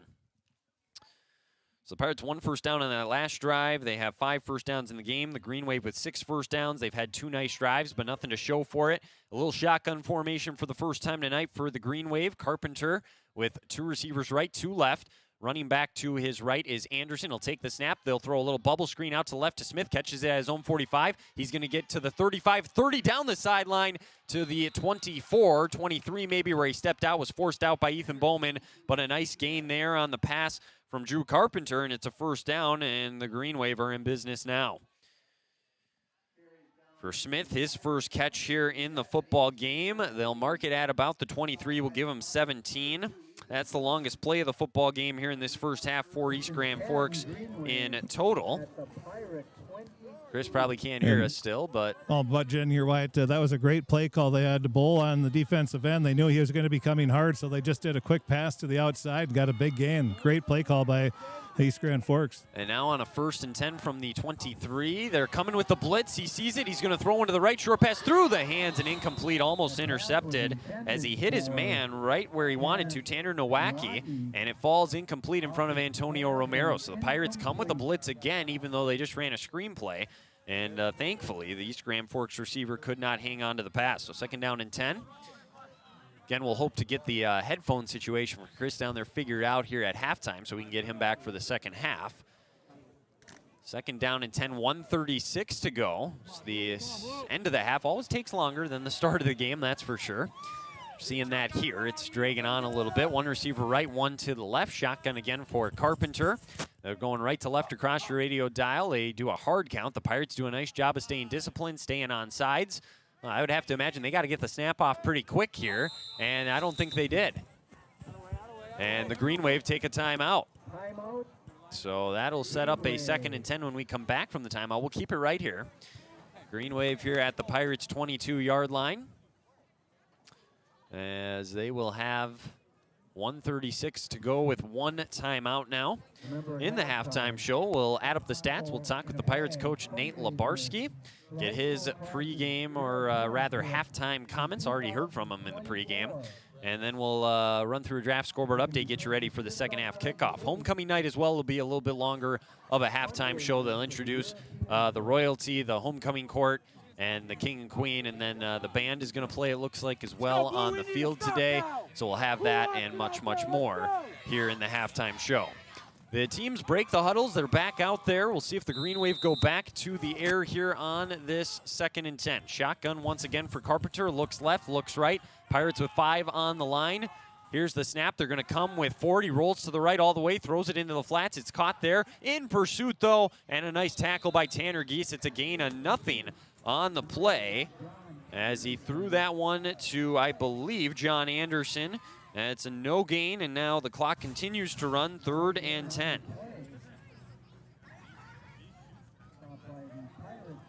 So 3rd down and 10. 1:08 and counting.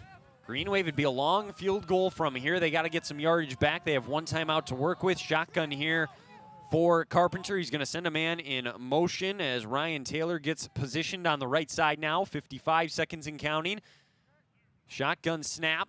5-man rush. Coet coming off the edge. He's going to get there. No, he throws it at the last second into double coverage, and it's intercepted by the Pirates down at the 1-yard line. Rylan Labarski got underneath that one and intercepts Carpenter, and the Pirates defense holds once again. So there's a costly turnover that Chris mentioned when he wanted to talk about his keys to the game. Rylan Labarski, the sophomore, raises up high, gets the interception. A poor throw by Carpenter, threw it into traffic.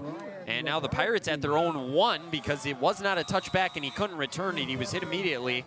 I'd be surprised if we don't see a QB sneak or just a quick run to try and get out of the possible scenario here.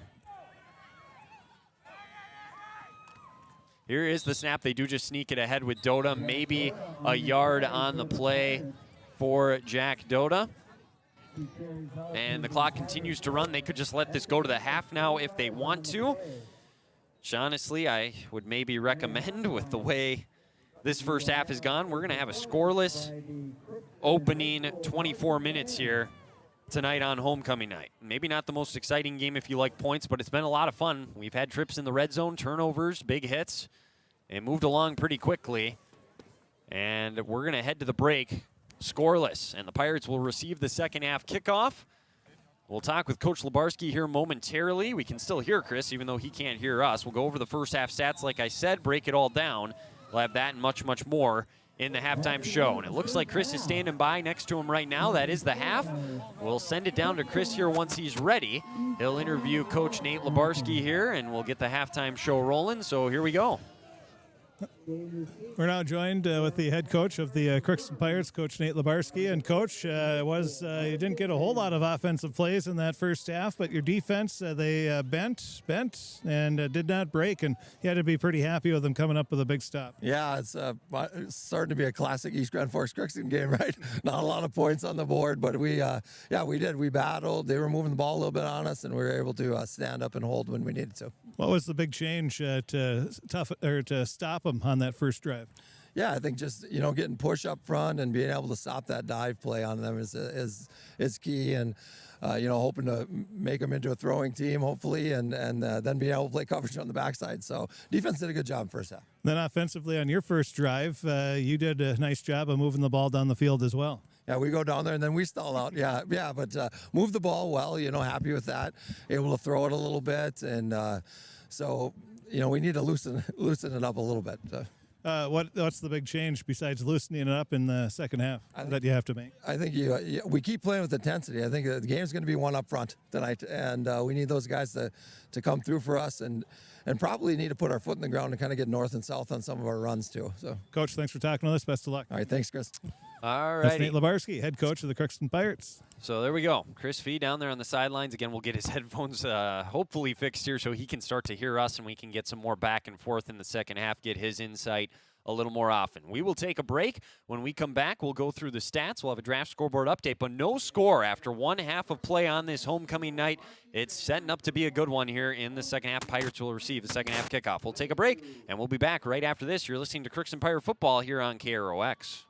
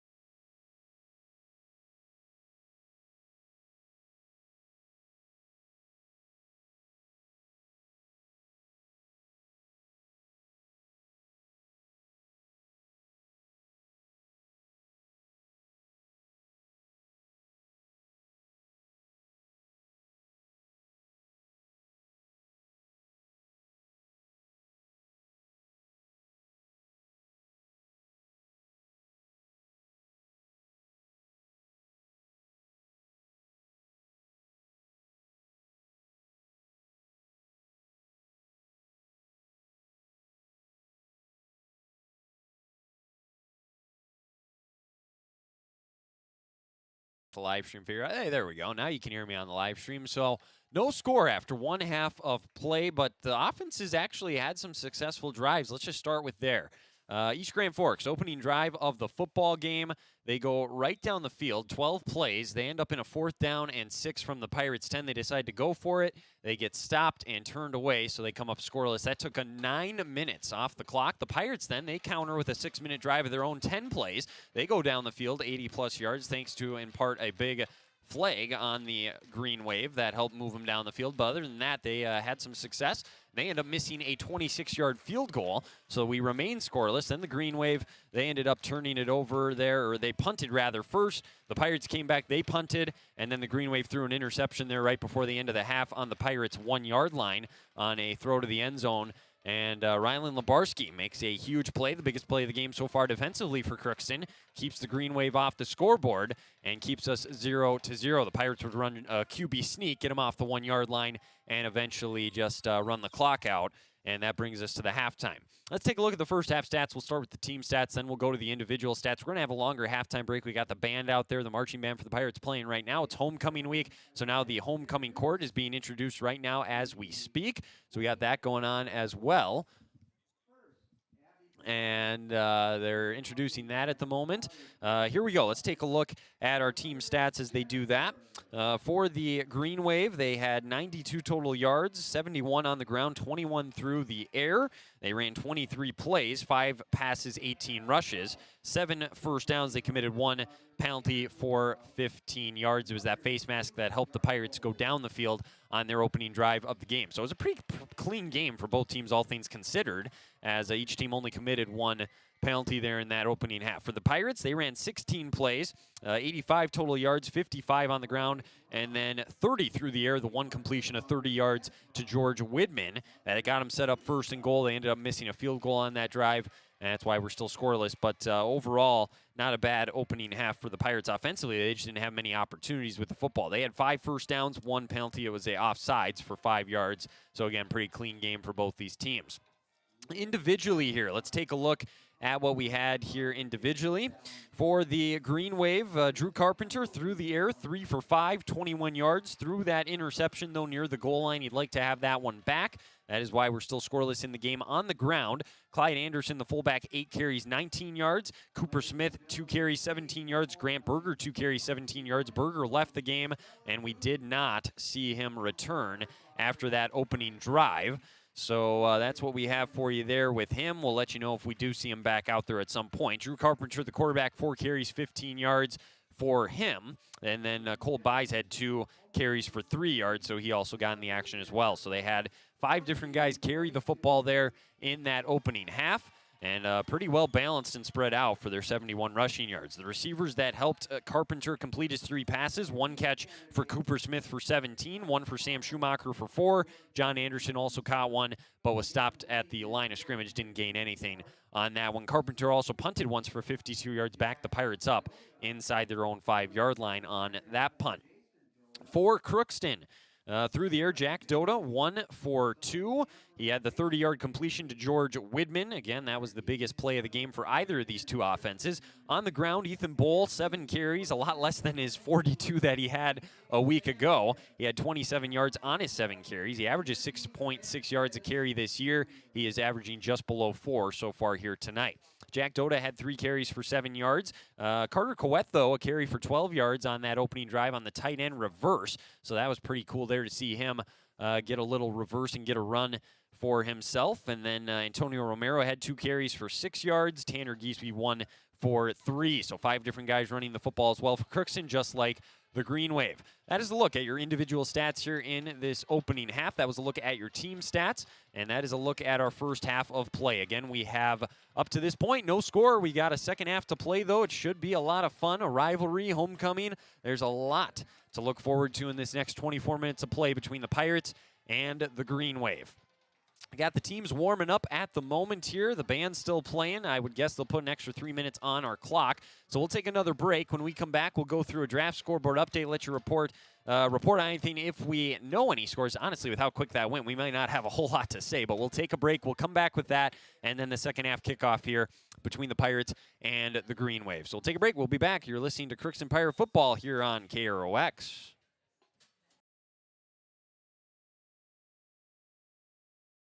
Shopping for groceries is easier than ever with Hugo's Family Marketplace. To simplify life, Hugo's offers convenient online shopping with delivery or curbside pickup at gohugos.com. Even better, shop on the go with the Hugo's Family Marketplace smartphone app. Download e-coupons, recipes, grocery lists, weekly ads, and place your grocery order right from your phone. Save time and save big with Hugo's Family Marketplace, your hometown grocer since 1939. You're gonna find more low prices, more great stuff when you go to Hugo's. At Crookston High School, we really have a lot going on. There isn't that much going on. Oh yeah? We have softball, baseball, track and field, soccer, swimming, tennis, golf, volleyball, crap shooting, hockey, basketball, wrestling. So we have a lot of sports. and there is orchestra, Band, choir, visual arts, speech, theater, Leo Club. And Crookston is one of the highest academic schools in the region. Really? Yeah, really, especially in math and science. I guess we do have a lot going on. Yeah, and that's why Crookston High School is My education destination.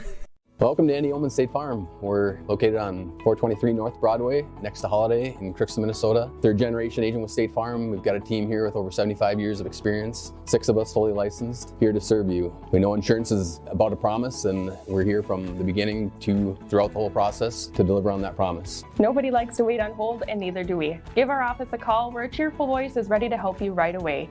Call 218-281-3643. The Crookston Eye Clinic is your hometown eye clinic. Whether you have cataracts, glaucoma, macular degeneration, or perfect vision, it is important to have your eyes evaluated to keep them healthy. The Crookston Eye Clinic is open Monday through Friday from 8:30 a.m. to 5 p.m., but on Thursdays they open at 9:15 a.m. They also have a second location in Boston to offer you even more appointment options. If you've been wanting to try contact lenses or looking for a new pair of glasses, the doctors at Crookston Eye Clinic are available to see you. Doctors Forget Smith and Jananetta are all accepting new patients. Call 218-281-2020 for the Crookston and Boston Eye Clinic, the best care in sight.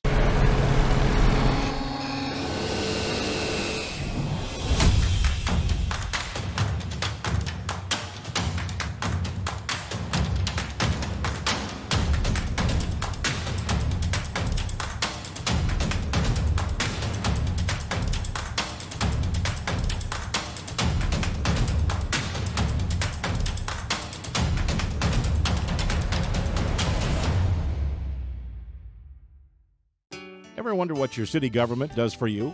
They provide police and fire protection, emergency and disaster preparation, building code and zoning enforcement, street repair, cleaning and snow plowing, curbside garbage and recycling collection, plus spring and fall cleanup weeks. They deliver safe drinking water and maintain a wastewater system. They care for 22 parks and provide year-round recreation activities. They give loans for economic development and housing. They do all this and much more with the help of your city employees.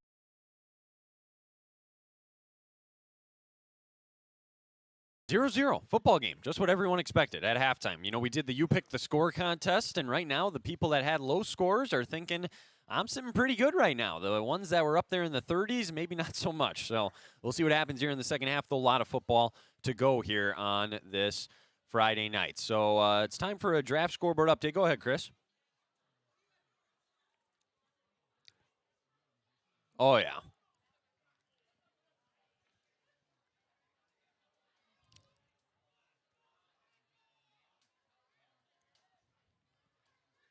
That's why we love it, though. I mean, you never know what you're going to get every Friday night. Best way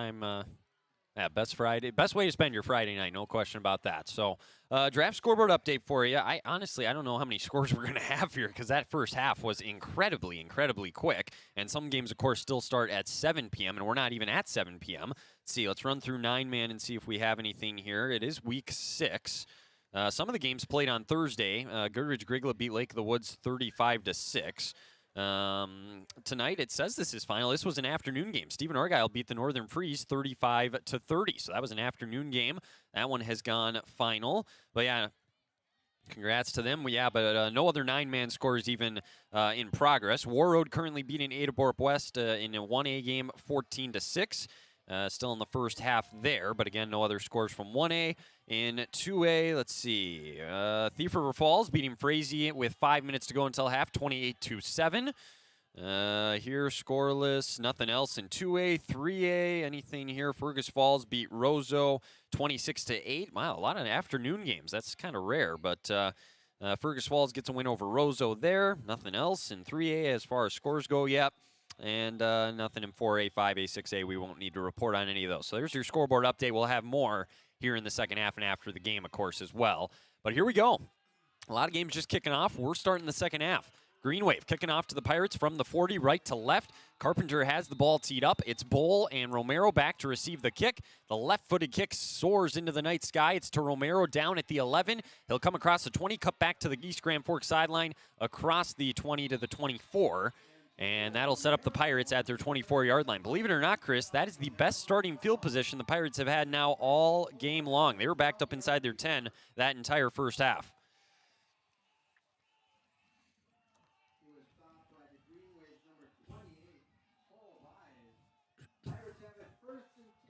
You open it up a bit, so we'll see what that means. 25. So 1st and 10 from the 25, maybe. The nose of the ball touching the 25.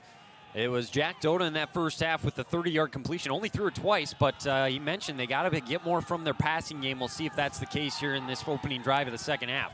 Bull is the tailback, had 7 carries in that first half. Dota takes the snap. He'll hand it off to the senior who cuts to the right, and he could not get outside. They swarm him and bring him down. It's a loss on the play. First one to him there in the backfield, I believe, was Ryan Grovis, and it's a second down and about 12. Well, this defensive line for the Green Wave doing a fantastic job. They've really shut down this Pirate running game after the Pirates just pretty much ran at will of the first series. So they've really tightened things up. They've made some adjustments, and they have obviously worked. They've made a point of emphasis, too, as of late here, Chris, not to allow Ethan Bull to get to the edge. Yep. We saw his first 2 carries of the game, both to the edge. Have not really seen him have a successful run outside the rest of the game. So now 2nd down and 11. So we're already almost a minute into this second half. Dota under center. They got to hurry up to get the snap off here. 1 left, 1 receiver right. He will play fake. Drop back, it's a screen. Oh, the pass got tipped. He had his man Carter Coet set up, but the ball got tipped at the line of scrimmage, so it's going to be 3rd down and 11, and this is exactly what you wanted to avoid if you were Crookston coming out of halftime. Might want to check the live stream. They said they can't hear me. Oh, we should have you back now. That was my mistake. I didn't unmute your mic there for the first 5 seconds, so I'll take responsibility on that one.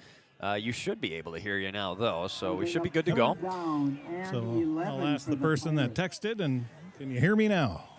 Hopefully they can. If not, hopefully it's not on our end at that point. But anyways. Okay, now, yep, good. Thank you for letting us know. 3 receivers out to the left, 1 to the right, 3rd down and 11. They got to get to the 35 to convert. Shotgun snap. Dota, he's pressured. He's going to roll out to the left, get away from the sack. He throws at the last second. He might have been across the line of scrimmage. Ball comes out, but the Pirates do get back on top of it. They're ruling it incomplete, so a lot to unpack there.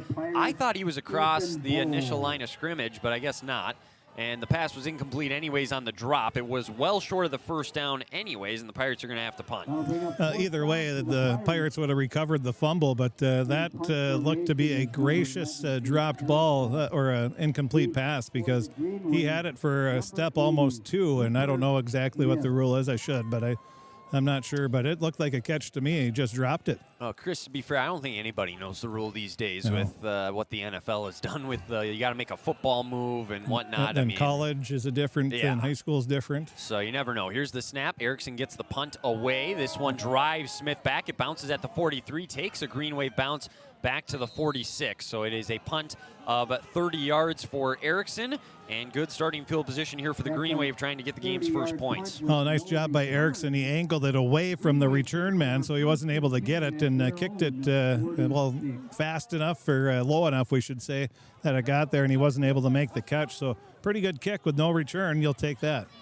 The Pirates go backwards on their first drive, 10:39 to go in the 3rd, and the Green Wave now with the best field position, I should say their second best field position. They started a drive in Pirates territory in that first half, but they have won the field position battle, no question about that, all night long. Carpenter under center, just one receiver to the left, a couple of tailbacks behind him. One of them is Anderson. He was their leading rusher in that half.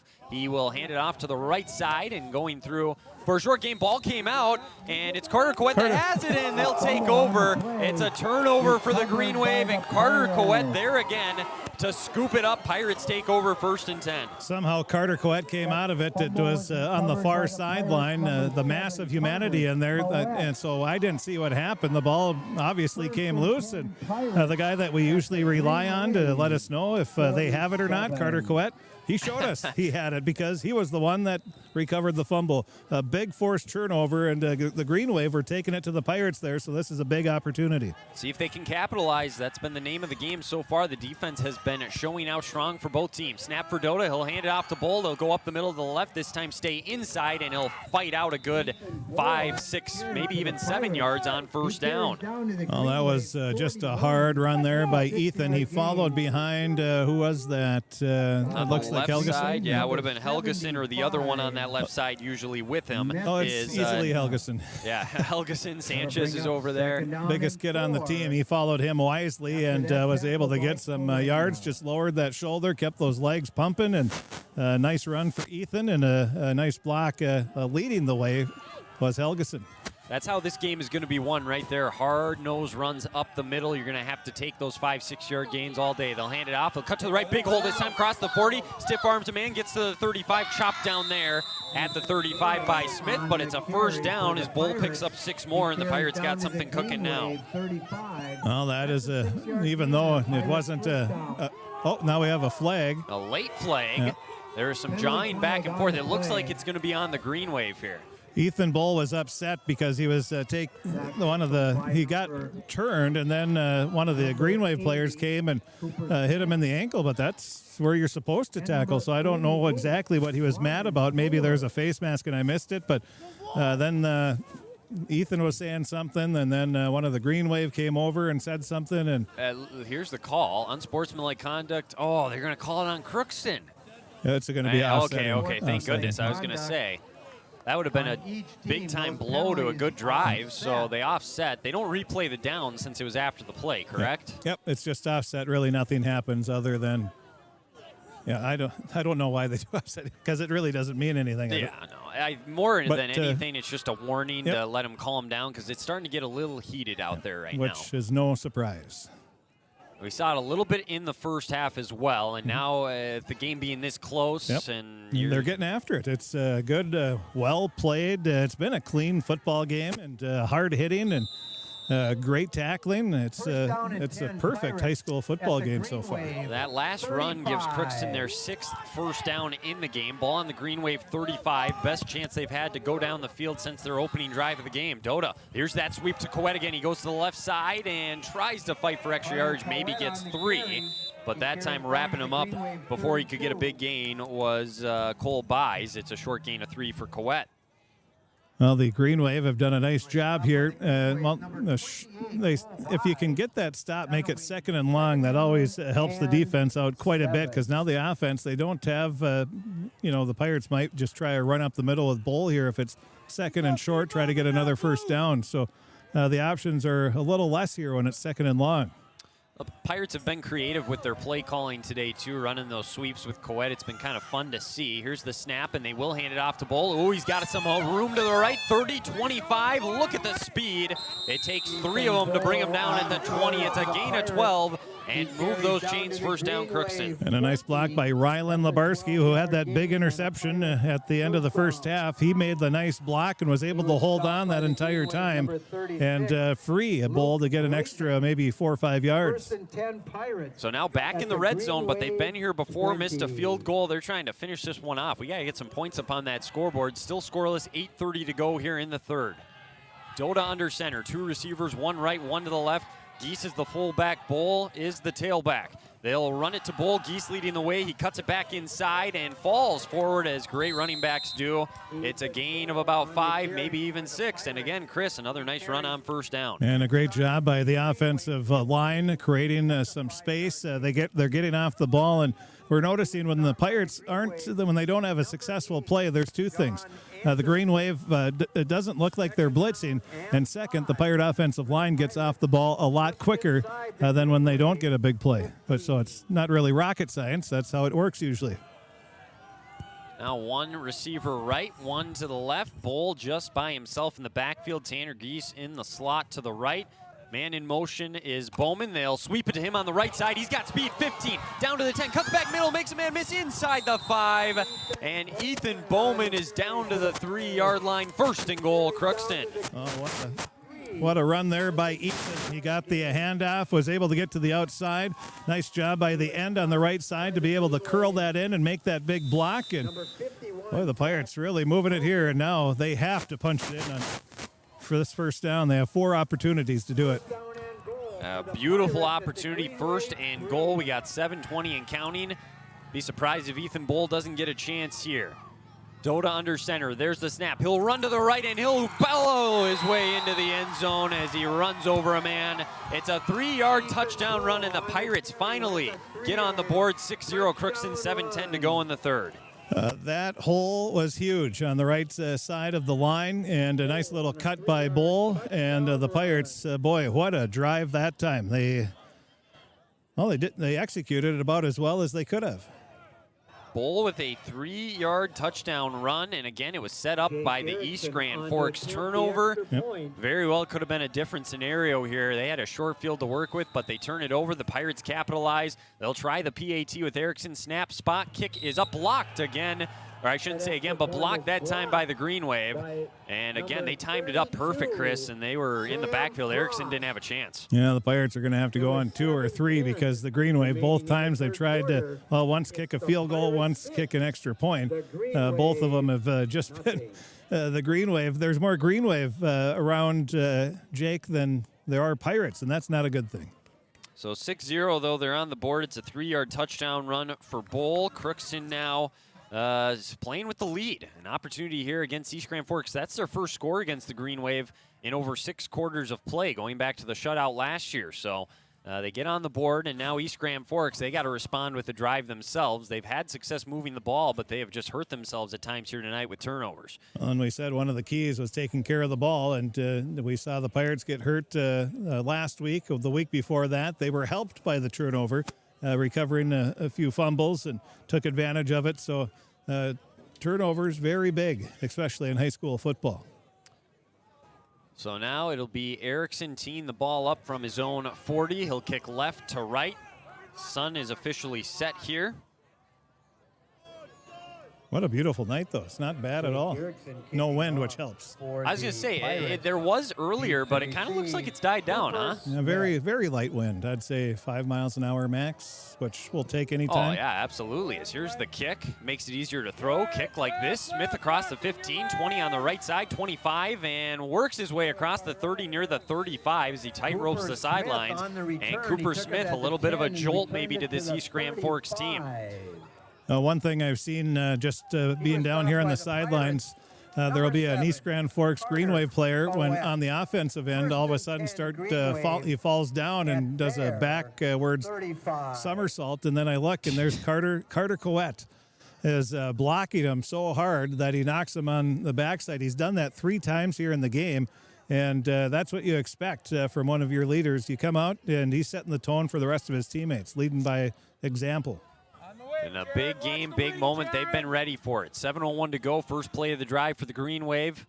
Here's a man in motion. It's Smith. They'll hand it off. Anderson, big hole in the middle, 40, 45 into the secondary to the 15. He's trapped down there across right at midfield by Rylan Labarski. That's a gain of 15 and a quick first down for the Green Wave. Speaking of huge holes, I think you and I could have got a first down on that one, Wyatt. Yes. Well, more so me. You'd be able to probably get 20 yards on that one. But what a big hole and what a run. He just went north-south, and that's exactly what you want to see from your running back. Well, and they took Ethan Bull out here to talk. I wonder if maybe he missed an assignment there or something, because otherwise he's not going to be out of the game very often. Yeah, there's been a few times where he's maybe not stayed where his assignment is, just getting a little too anxious. So 1st and 10 at midfield. They've been here before. Straight pass. It's out to Smith. This is that same play that he had the 17-yard catch on. He's going to get another first down and more. All the way down to the Pirates' 25 as they had the numbers on the outside. It's a gain of 25 to Smith. And just like that, 2 plays, and they're down to the Pirates' 25-yard line. So we're going to go from nobody scoring for half plus to scoring every time they touch the ball now. But again, the Green Wave, a nice play call. They were able to get it to the outside. And a nice blocking by the interior receiver there, and another big play for East Grand Forks. Well, they had the numbers, Chris. There was only 1 defender up close on the line, 2 receivers. Yep. Easy call to just throw it out there. And again, they got 2 receivers on the right. There's only 1 defender kind of near them right now. You could do it again if you wanted to if you're the Green Wave. They're under center here, though, and they'll hand it off to Anderson. Nope, it's a keeper out to the right by Carpenter. He tries to get to the edge, makes a man miss at the 20. Tripped up there, ball came out. The Green Wave are on it, though. I don't think they can advance it if they fumble. Maybe they can. They're marking them near the first down. And we'll have to sort this out, but almost another turnover there by the Green Wave. You know, the Pirate players, I think they got too excited that the ball popped loose that they forgot to go for it there, but it really did come back into the hands of the Green Wave. But again, nice play call. The quarterback option was able to keep it. Good decision, and gets the first down and showed some shiftiness once again. So 2 receivers to the left, ball on the 15 now, 6-0 Crookston, 5:50 to go in the 3rd. Green Wave trying to get that equalizing score here. There's that straight pass to Smith. Coming up is Labarski. He's got him on a hole, and that time they tackle him there at the 15. It's a gain of nothing. Labarski came up from the safety spot almost as if he was baiting the throw, and they stop him for a gain of nothing. And Ethan Bowman and Ethan Bowl were both there, and I think Ethan took a little bit of the brunt of Bowl coming over to try to make the tackle. But a good job by Rylan Labarski, once again, making a big play and really stopped that play in its tracks. Hey, yeah, remember, he's just a sophomore. He did not start the beginning of the year, but he has come on really strong for this defense as the season has progressed along. And I don't know if there's a kid that has put in more time. He's slimmed up, and as kids do as you get a little older and you mature, but he's really turned into a nice little athlete. 2nd down and 10. Geese coming up the middle, dropping back to pass. He steps up in the pocket, gets away from the rush, now throws on the run. That is going to be way short of the intended target. That was probably just to avoid the sack more than anything. Clay Hansen was in there once again applying pressure, and now it's going to be 3rd down and 10. Well, nice job by the defensive line putting pressure, and that's the key to the game. Get that defensive line, whether it's pro, college, high school, flag football, you got to get that pressure on the quarterback. Give some credit to the secondary as well there. They held the coverage and did a good job of making sure that Carpenter had nowhere to throw that one. So they got to get to the Pirates' 5 here to convert. They went for it in a spot down here earlier in the game, so I'd expect 4th down territory. They'll have 2 plays to get 10 yards. Also trailing by 6. I would expect them to want a touchdown here. 1 receiver right, 1 to the left. Carpenter under center. 5 men on the line for the Pirates. They come off the edge on the right under pressure. It's a screen setup. Oh, and they got blockers out in front. 10-5. He is stopped short of the end zone. Nice tackle there to save the touchdown by Bowman, but just a little slip screen to Clyde Anderson, and it's going to be 1st and goal. Great play call there by the Green Wave. Absolutely, and they're using the Pirate aggressiveness on the defensive side against them there, and that is perfect execution. Again, great play call by the Green Wave. They have had some dandies here on this drive. Anderson's first catch in the football game. 1st and goal from the 2. They might go right back to him here on the ground. 4:24 and counting, but they're 2 yards away from tying this game up at 6-6. They do go under center. Crookston's got to be ready as soon as that ball is snapped to get a push up front. Carpenter looks around, takes the snap. They'll go right up the gut, and I think they got in. Yeah, there's the signal. Touchdown Green Wave as keeping that one up the middle. I think he handed it off, right? He didn't keep it, did he? He kept it. He did keep it, so they faked it, and he followed the man he faked it to. Exactly what happened. And that is a 2-yard score for Drew Carpenter, and they're an extra point away from taking the lead now in this game with 4:06 to go in the 3rd. You know, the cool thing about this game is they're getting after it. Both sides want to win, obviously, with this rivalry game. and then they're knocking each other on their backsides, and then they're helping each other up, which you're seeing some good sportsmanship, even though they're trying to kill each other. So it's pretty cool to see that so far. And now Carpenter just runs that touchdown in. He's going to try the PAT to give them the lead. Snap, spot, kick is up, and it is good. So 7-6, Green Wave take the lead here in the third. Well, you mentioned, Chris, game on just like that. The offenses are showing up in the second half now, and we still got a good football game on our hands here in Crookston. Should be really fun down the stretch. If you're the Pirates offense, though, got to find a way to answer back here, have a nice drive, maybe give that defense a little bit of a rest, and allow them to catch their breath and maybe put the Green Wave on their heels a little bit here. And it looks like, they're going to have Bull and Romero, the usual combo, back to return. But the Pirates, the line just has to keep on doing what they're doing. And the Pirate offense, they've had some pretty good play calls as well, and just keep that going. But I think it might come down to the way we're going. Who knows how we're going to finish up here, but it might be whoever has the ball last might have a chance to win. And that's what I think everybody's hoping for. So the Green Wave will kick off here from right to left. Carpenter tees it up at the 40. It is Romero and Bull back to receive the kick. 7-6 Green Wave in front. All the points here in this game coming in this third quarter. Here's the kick. End over end, sent down to Romero at the 10. He'll come up to the left at the 15, try and break through some tackles. He does get across the 20 to the 22. And again, Pirates finishing their blocks off at the end of the play. It is getting really physical out there right now. That's Coette and Ethan Bowman, and Bowman's been doing it too. Then the Green Wave, they're doing the same thing on their side, and you're trying to, for a lack of better terms, just stake your territory here and say, hey, we mean business, and maybe be a little intimidating at the same time. But it's completely clean, and that's what they're supposed to be doing. So Pirates did have their best and most impressive drive of the game the last time they touched the ball. They've been in the red zone twice tonight. They'll have to go 78 yards here to find the end zone once again. Two receivers, that traditional set under center with Geese as the fullback, Bull as the running back, Dota under center. He'll take the snap. They're going to go right back to Bull on the right side, and the Green Wave there. Good pursuit. But Bull does fight across the 25, a gain of 4, and it'll bring up 2nd and 6. I would guess, Chris, they're going to rely on Bull even more now down the stretch. I would say, and if anything else, use them as maybe a little bit of a decoy. You give it to them, and then you try to pitch it out to the outside, or have Dota roll out. They've handed off to Romero. I mean, there's Romero's all sorts got of a guys. handoff. Coette. Yeah, I mean, lots of guys. So, and that's what you do when they're keying on Bull and trying to stop him. And the Green Wave, since that first driver, the Pirates moved the ball down the field. They've really closed the gaps quite a bit, too. Here's the second down play. Toss here to Bull.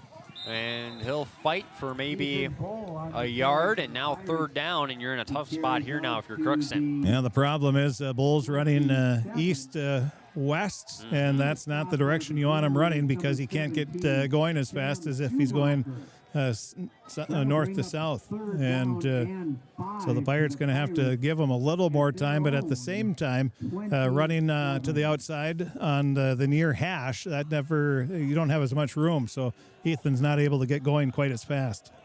So now third down, big play here. Bull up to 15 carries in this football game. 2:35 to go in the third. Dota under center. He'll hand it off again. Bull looking for somewhere to run and wrapping him up so that the rest of his teammates could get there. It was number 75, Messi Kalenda, and that's going to bring up a fourth down, and now a decision for Coach Lebarski. Probably punt, I would assume. As much as you want to go for it and keep the ball, it's just too risky, I feel like, at this end of the field. If it's 2:14 left in the fourth quarter, they're going for it. But here, you punt it away and try not to give East Grand Forks a short field, especially after the last drive they had. That's a 3-and-out. Erickson, 2 punts for 58 yards in the game. We're under 2 minutes in the third. It's Smith to receive it at his own 41. Pirates punting from the 28. High snap. They're coming after it. He gets it away. Ooh. It's a nice high kick and a fair caught right where he was standing at the 41. So that is a punt of 31 yards for Erickson. He continues his solid season. And the Green Wave now with the ball at their own 41-yard line. And the most important thing, not only getting a 31-yard punt, which isn't the best, but it's not bad. Sort of, I would say, average for high school. But he had a nice high booming punt. That was the impressive part about it, and that's why they weren't able to do any return, because he kicked it so high and the coverage was able to get down there. So a nice job by Jake Erickson on the punting once again. Solid hang time there on the punt. Now 1st and 10. They'll actually mark it at the 42. 7-6 Green Wave. Now playing with their first lead in the football game. They possess it here, 1st and 10. One receiver, 2 running backs, 1 right, 1 left. Anderson, the fullback, behind. Sweep, they'll hand it off that way, going to the left and running through. And hanging on to the football as the Pirates went to strip it. It's a gain of about 7 there for John Anderson. They tried to strip the ball, and that allowed about 3 or 4 more yards. So the Pirates have to be careful. You don't want to go to strip it unless you have somebody else that has them wrapped up.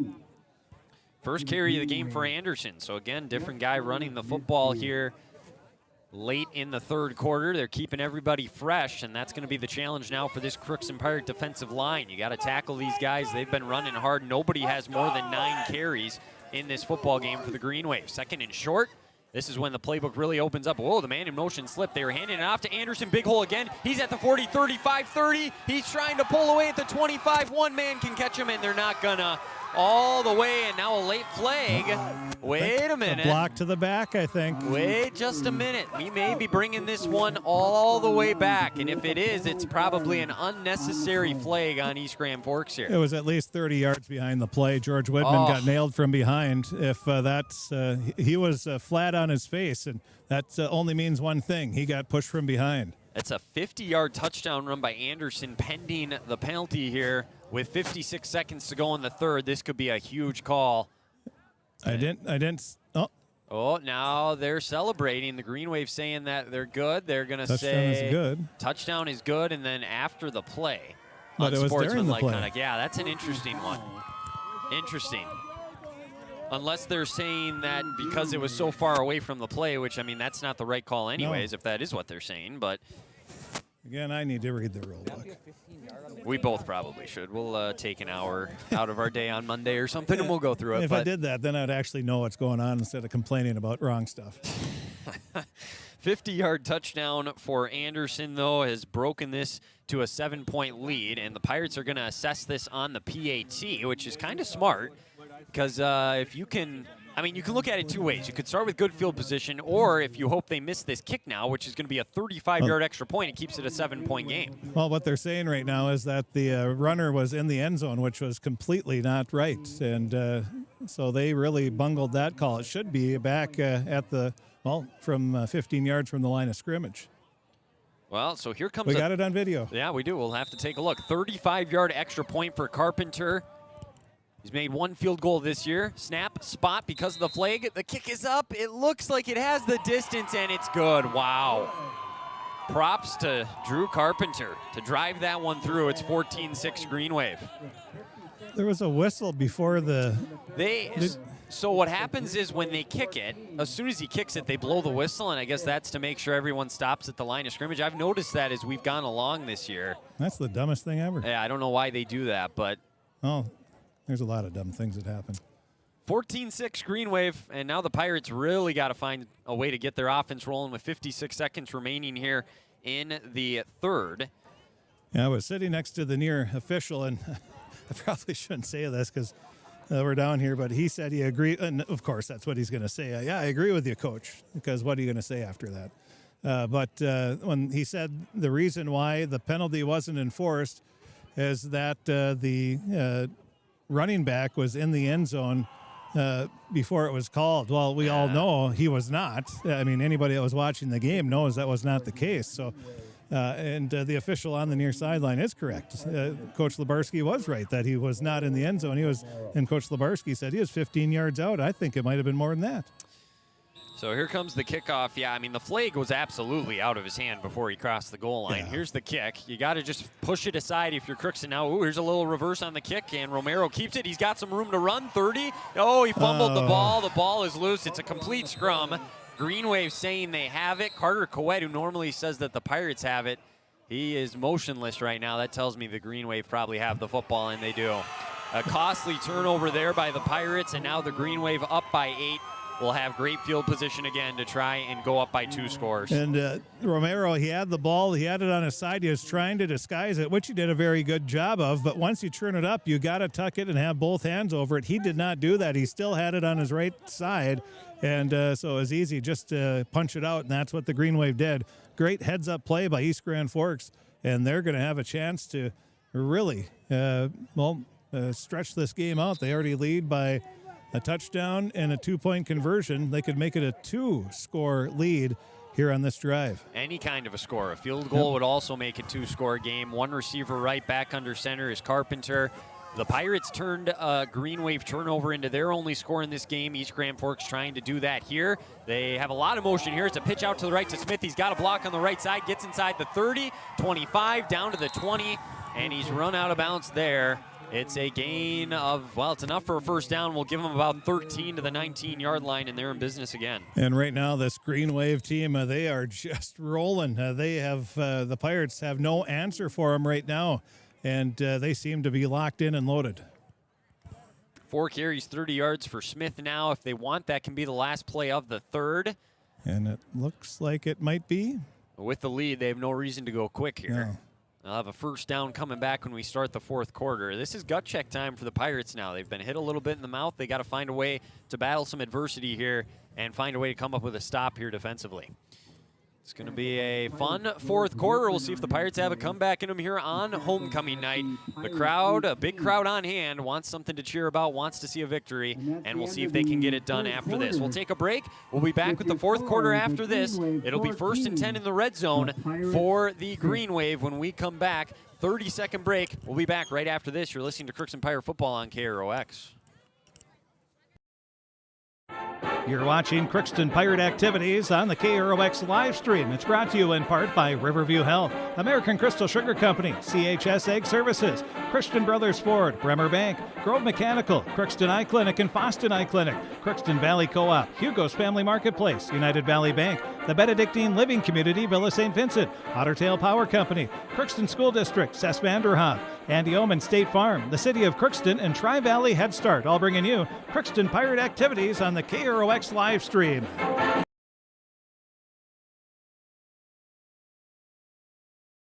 Grand Forks up on the road. Nice full moon shining down here on the football field. Beautiful night.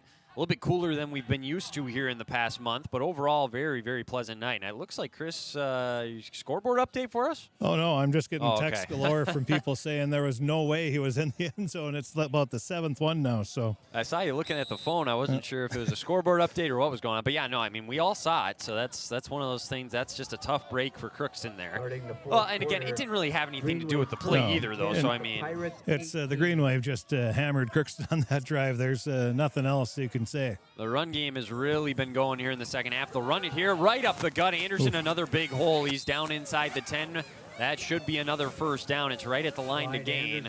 And now the Green Wave, another 10-yard run on first down. And the holes are so big right now that the Green Wave offensive line is creating, and it's, 3, 4, 5 feet at least, and not getting touched until about 10 yards down the field. That tells you that your offensive line is doing a great job. Well, at the start of the third quarter, the Pirates had controlled the line of scrimmage, but that is completely flipped. Big runs for East Grand Forks. They lead at 14-6. Second and short as they marked him down short. They go right back to him up the gut, and this time he's going to move the chains with a short gain, so it'll be 1st and goal for the Green Wave. Well, again, the Green Wave here, they can start the fourth quarter with a big statement and get up by 2 scores, and they only have a yard to go now. Crookston does have all 3 timeouts here in the second half, now trailing by 8 and potentially more. That is something to keep in mind if they'll need to stop the clock later on here in this final quarter of play. Same formation. Anderson is behind Carpenter, who comes under center. The Pirates are creeping up from the linebacker position. They got 5 up on the line. We're under 11 minutes to play. It's a handoff again. Anderson, another huge hole, and he just goes right into the end zone. It's a 5-yard touchdown run. Puts him at 100 yards even in the football game, his second score, and it's all Green Wave. They've scored 20 unanswered. Oh boy, that offensive line. You do a sneak right up the middle, not really a sneak, but you hand it off right up the middle on the 1-yard line. Usually you get stopped or have to muscle your way in. He just ran right through, and the Green Wave right now just absolutely dominating the line of scrimmage. And now with a 14-point lead. And I wonder if we're not seeing the Green Wave wearing Crookston down. Yeah, no, it kind of looks like that. It looks like the defensive line and in general the offensive line, they were going strong early in this game, but they've kind of lost their fight a little bit. And the Green Wave, they've got some big dudes on that line, a lot bigger than Crookston. So now they will try the extra point.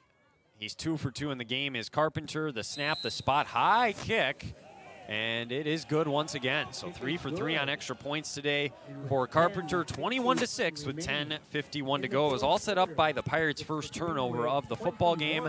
And Chris, at this point, it's important, I think, for Crookston not to go away from the game plan or the playbook. There's plenty of time, but you do have to have somewhat of a sense of urgency here when you start this drive. Well, and they just have to, the line, if they are, gassed or whatever, they are going to have to figure it out pretty quick, because right now in this second half, they are, they've of course scored, but since that touchdown and the 20-0, 21-0 run here for the Green Wave, it's been all East Grand Forks, both on the offensive and defensive line.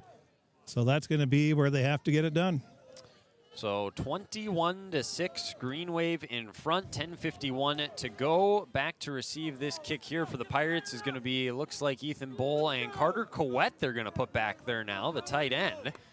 So the junior back to potentially receive the kick. I guess they'll probably kick it at him. State track participant. And Bull deep.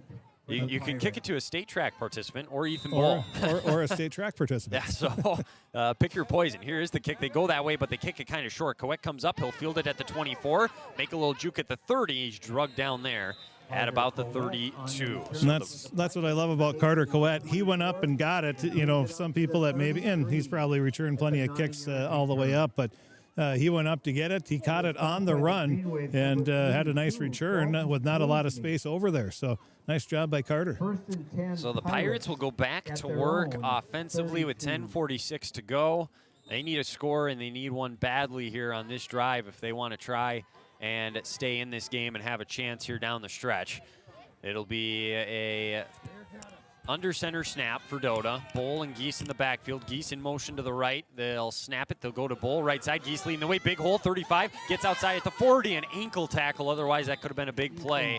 And it's another first down, though. 11 yards for the senior Bull. And when it looks like Bull is going to have a big run, the Green Wave, a great job of an ankle tackle there. And they're smart enough to know we're not going to probably be able to bring him down if we tackle him high. So they're going low and bringing him down.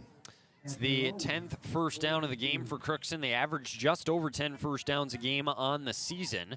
East Grand Forks has 15 in the football game. 10-13 and counting here in the fourth. Pirates going right to left across your radio dial, needing a score, trailing 21-6. This time they go up the middle to Tanner Geese, just his second carry of the game. He fights for extra yardage. Positive play on first down. We'll give him 4, maybe just 3 out to the 46-yard line. So now with a second down and 7 upcoming, we'll see if they go back to the air with Doda here and trust him to make a throw. Well, this before halftime, before the student body completely sold out on the Pirates here. And the band, that's usual, but they're getting ready for homecoming. And wow, yeah, no kidding. Which, come on. I realize that now that you say that. I'm looking down there. There's hardly anybody staying around still. But before halftime, it was a packed crowd, the biggest one we've seen in many, many years. Here's a shotgun snap, Wildcat Bull. He tucks it at the last second. 45 out to the left. He's going to outrun the man at the 50. 45 of the Green Wave, out of bounds at the 40. Almost took Chris out there. I thought you were going to be on a highlight reel there, getting taken out at the legs. I was ready to hurdle him. Hey, that would be a flag in high school, Chris. You can't do that. Yeah, I would be one of those guys that tries to hurdle or jump over the car that's coming down the street, and then I would be on the blooper reel, of course. But. Well, he gets 15 yards on that run. They're at the Green Wave 40. Clock stops as he went out of bounds. 9:15 to go, so the Pirates got a nice little drive going here. Well, this is huge. If they can score, even with in the next 3 minutes, get within one score, that would be huge for the Pirates. He's up to 91 yards on the ground. Again, Wildcat, something we have not seen yet this year. Kind of a new fun formation, and he's just going to take it all the way, run to the right. Got a nice block out there by the right side of the line of scrimmage across the 35. And Chris, you know, that offensive line, I think they realize it's do or die time. They've been much better on this drive. Yeah, they're doing a nice job, and by having Bull in the Wildcat formation, he's getting some extra speed before he would usually get that ball. So, because as soon as he gets the snap, he just takes off and looks for that hole. So, good job by the Pirate coaching staff to try something new, and so far it's worked. 8:45 as we keep an eye on that clock with the Pirates trailing 21-6. Bull 19 carries, now 99 yards. The Pirates have just thrown the ball 4 times in the game. Wildcat yet again. Bull with Geese to his right. I would guess he'll just follow him here on a run play. Green Wave, though, crowding the line of scrimmage. It's his own read, and he gives it this time. So they had me fooled, and I think it fooled East Grand Forks because that's a first down and a gain of 4 for Tanner Geese. Oh, just a handoff, and as soon as Geese got it, he cut up, saw a little hole, did a little spin, and got the first down. So the Pirates keep moving right down the field inside the 30 now. 3 first downs on this drive. They're at the Green Wave 29, 8:17 to go, and even though they're not like getting huge plays, they're not taking a lot of time right now. This has been pretty impressive. So with 29 more yards to go, they have a great opportunity here once again offensively to make something happen. Wildcat, Bull, he'll fake a run to the right, cut back to left. They got a nice block. He's inside the 25, cuts back at the 20, 15, and eventually tackled down at the 10 again by the ankles. Otherwise, that would have been a touchdown. 18 yards for Bull. It'll be first and goal. Well, the next 2 teams that the Pirates are going to play here in the regular season, they're going to be using this video and saying, this is how you tackle number 38. And Green Wave doing a nice job of getting them low and bringing them down. It was a point of emphasis that their head coach, Ryan Kosowski, mentioned in the pregame interview, and for the most part, they've done a great job. He is over 100 yards now for the 5th time this year. The only time he didn't go for 100 was against Barnesville in that 29-0 loss. Wildcat yet again, 7:30 to go. First and goal from the 10. Running to the left. The left side creates enough of a hole for Bull to sprint forward down to the 5, and it'll be second and goal. I mean, do you change anything, Chris, or No. just keep doing this? He's getting up slow, so you might have to. No, that's Carter Coet that's getting up slow. Not good news either way. No, you don't want him. I mean, anybody on the field for either team obviously is important, but Not shockingly, though, he's staying out there. looks like the lower high ankle, low calf. Hopefully it's just a cramp. We're under 7 minutes to go now. Once again, Wildcat formation. 1 receiver out to the right. George Widman, the receiver to the left. That's Labarski, I believe, out to the right. Wildcat snap. Bull sprints at the 5, left side, and walks into the end zone. Touchdown, Pirates. And it's not quite a 1-score game. They trail by 9. A big extra point or 2-point conversion on the way for Crookston. Well, there's a couple of Green Wave that were in the end zone, and they just stepped to the side. They said, you've already scored. We are not going to come close because you're going to run us over. So probably a wise decision by those Green Wave to live to see another day. But the Pirates, as you said, big. Let's see if they're going to go for 2, it looks like.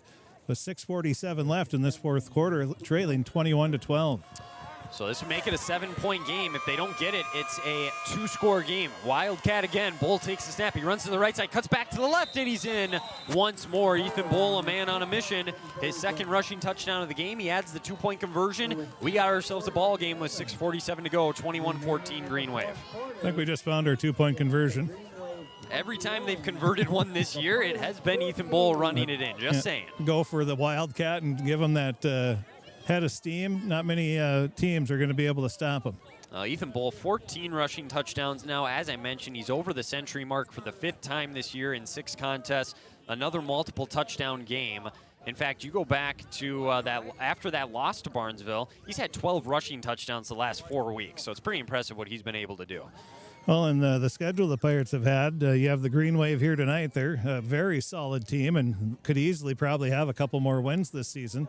Then, of course, they played Barnesville, who's ranked 4th in the state, and probably will go to state again unless the Pirates knock them off. But they played a tough schedule of Osakis and West Central area, the state runner-up last year. So they've had a very difficult schedule, and I think that shows when you play a team like East Grand Forks, who's a very good team, and class bigger. And they are about double the size in enrollment, so it'd only be natural for them to double Crookston and the sidelines, too.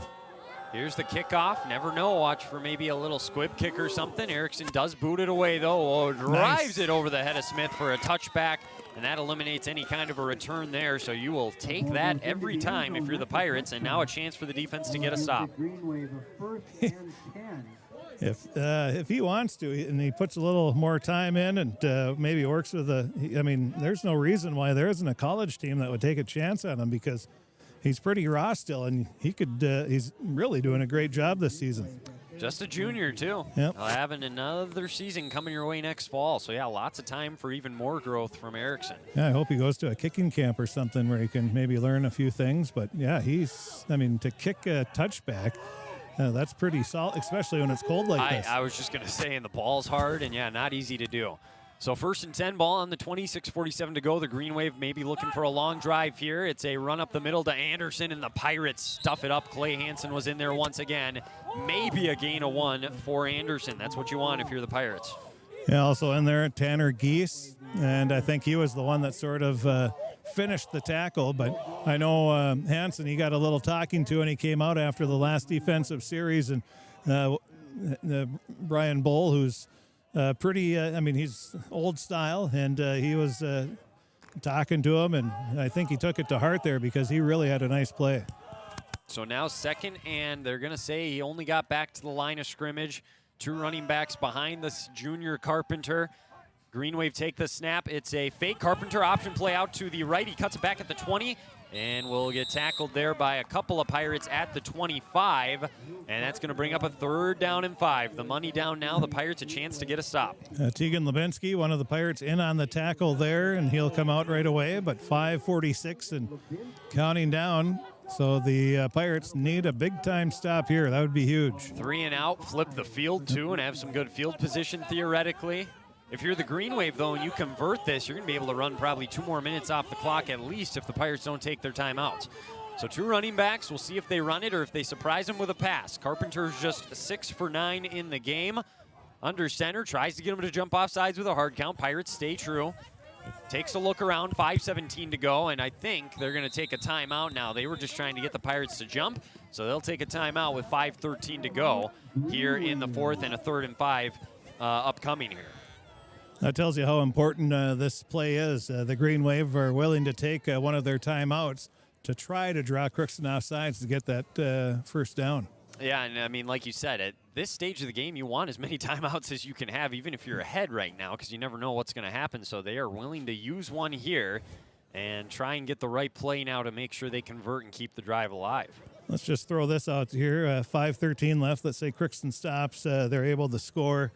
Do you go for the kick or do you go for 2 for the win? So this is high school football, so it's a little different. But in the college and the pros, they always say if you're at home, you play for the tie in overtime with the home crowd. And if you're on the road and you're trying to win the game, you go for 2 and you try and win the game. So in high school, throw all of that out. I'm going for 2 because you have Ethan Bull. Yep, that's exactly what I was going to say. And your kicks have not been blocked very well so far. So I think it might be an easy decision tonight. Got a long ways to go to get to that position, though. It starts right here with a stop on 3rd down. Let's hope Coach Lebarski has to make that decision.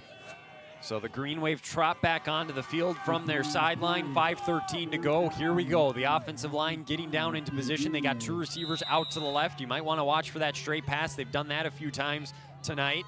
Cooper Smith is out there, too. He's the guy to keep an eye on. 2 running backs behind Carpenter. Takes the snap. There's the straight pass. Catches it. He got blockers. He's going to try and get to the edge. He's got it for the first down, and he tight ropes the sideline near the 40.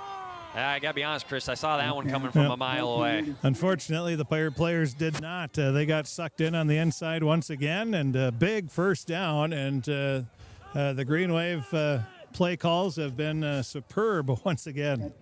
Carpenter 7 for 10 now, 70 yards, so he's averaging 10 yards on a completion. They're out at the 36 now. Clock does stop because he went out of bounds. That's the one good news for Crookston in that spot. Cooper Smith, by the way, 4 catches, 53 yards. He's also ran the ball 4 times for 30 yards, so he's been very effective this evening. 1st and 10 as they come to the line of scrimmage. If you're Crookston, you need to get a quick stop now here once again. Don't let this manifest and start to snowball on you. Pirates coming up, creeping up. They're going to run it up the middle and stuffed on the play. Clay Hansen drives him back, throws him down with a furious hit. And that's going to bring up I think he even lost a yard. 2nd and 11. Nice job by Clay Hansen there. Oh, and a great job. And Roger Hansen, I'm assuming he's up in the box there, and I'm assuming he's calling the plays because this is a very Roger Hansen type play call. He's a genius when it comes to calling plays at work, and he's been doing it for many, many years. And when him and then when Crookston had Rod Olson, they had two just very veteran, very smart play callers in those games. Crookston East Side back, especially in the mid-2000s, were just awesome games. 2nd and 11. Receiver right. Guess they keep it on the ground. Carpenter with Smith in motion. They'll pitch it to him on the right. They get the block on the outside. In pursuit, though, and tripping him up. Tanner Geese, a big-time tackle from the senior. Just a gain of 2, maybe 3, and Coach Labarski's going to burn one of those timeouts right here with 4:05 to go. Yeah, because they did not get out of bounds, and 4:05 remaining. It's getting to be that time, 3rd and long. I think that helps make his decision to call a timeout, too. If you're East Grand Forks here, Chris, you know the Pirates still, I think they have 2 timeouts, so I think they've only taken 1 so far in this half. You run the ball here, make them use another one, or do you try and throw for the first down? You got to get the first down, because if you get that, you can take another at least 1.5 minutes to 2 minutes off. So you got to go. You keep it simple with like what they've been doing with a screen, or do you trust Carpenter to make a downfield throw here? I would just do what they've been doing. Use that straight pass, or just use a rollout, or even I could see him trying to use that quarterback option, pull it out, then pop a little pass over to a tight end down the middle. We'll know soon enough. It's going to be 3rd and 9. It was a gain of 2 on the run by Smith on his 5th carry of the game. Carpenter, keep an eye on him. He's got 7 carries for 32 yards. He can scramble. He's eluded a couple sacks here tonight already. We have not had our Happy Joe sack attack yet in this football game. It'd be a great time for it right here.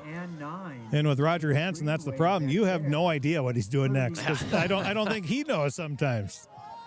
Oh yeah, that's a sign of a great play caller. Under center, Carpenter. Here we go.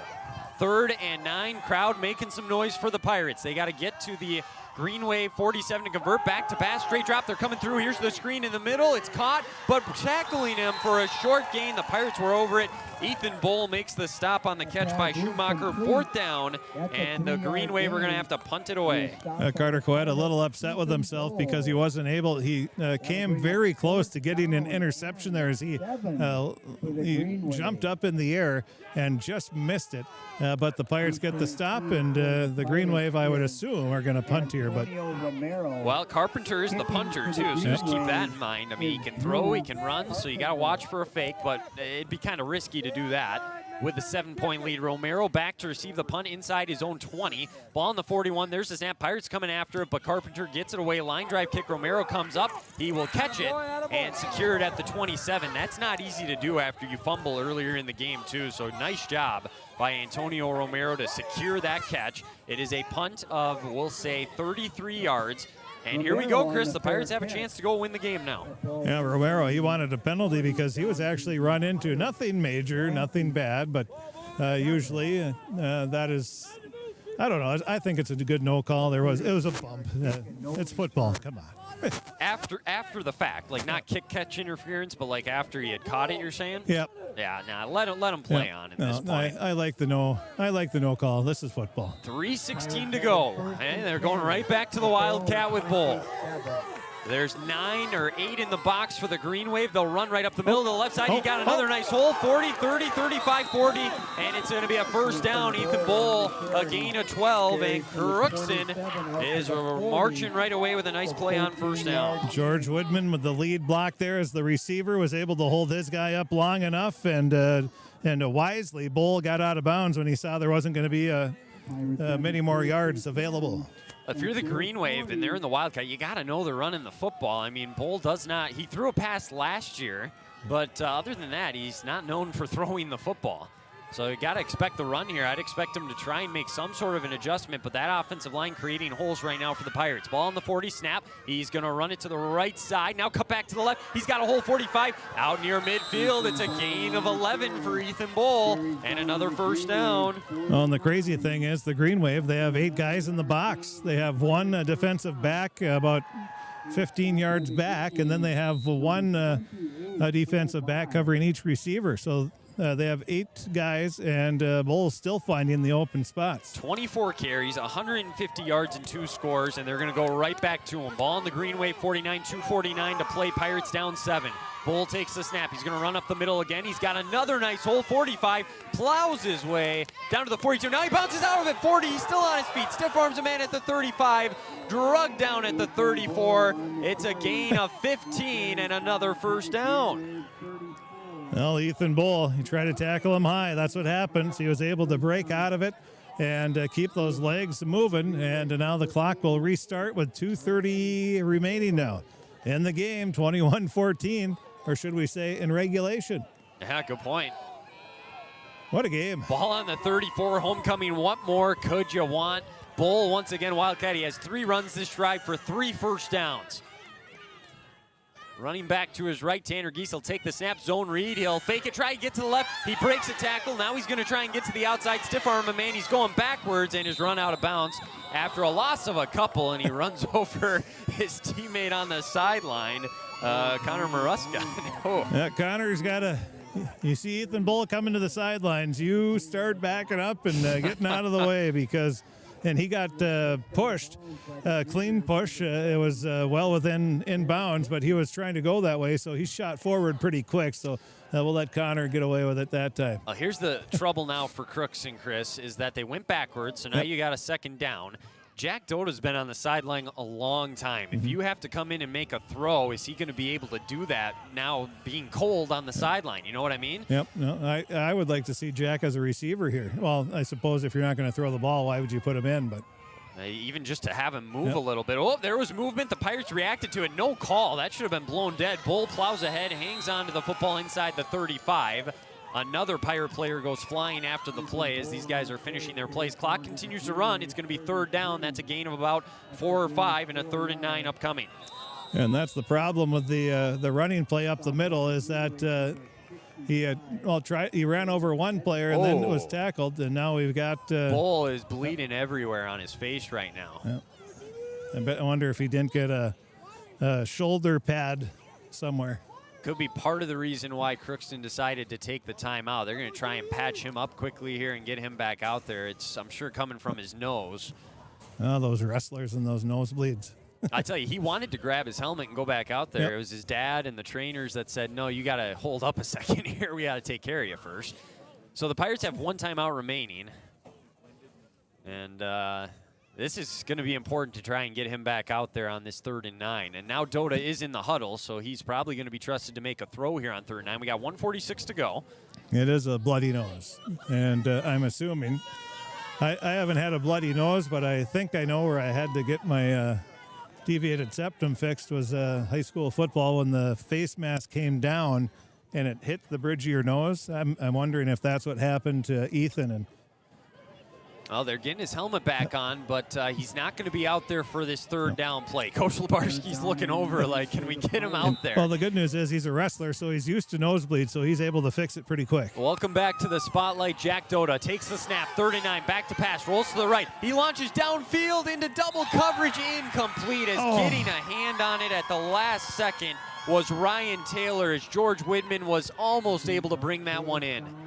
What a play by Taylor, though. It looked like it was for sure going to be a reception, and then all of a sudden he was able to get a fingertip on it and knock it away. 4th and 9, here's your football game with just 1 timeout remaining. Bull still not able to go back in there right now.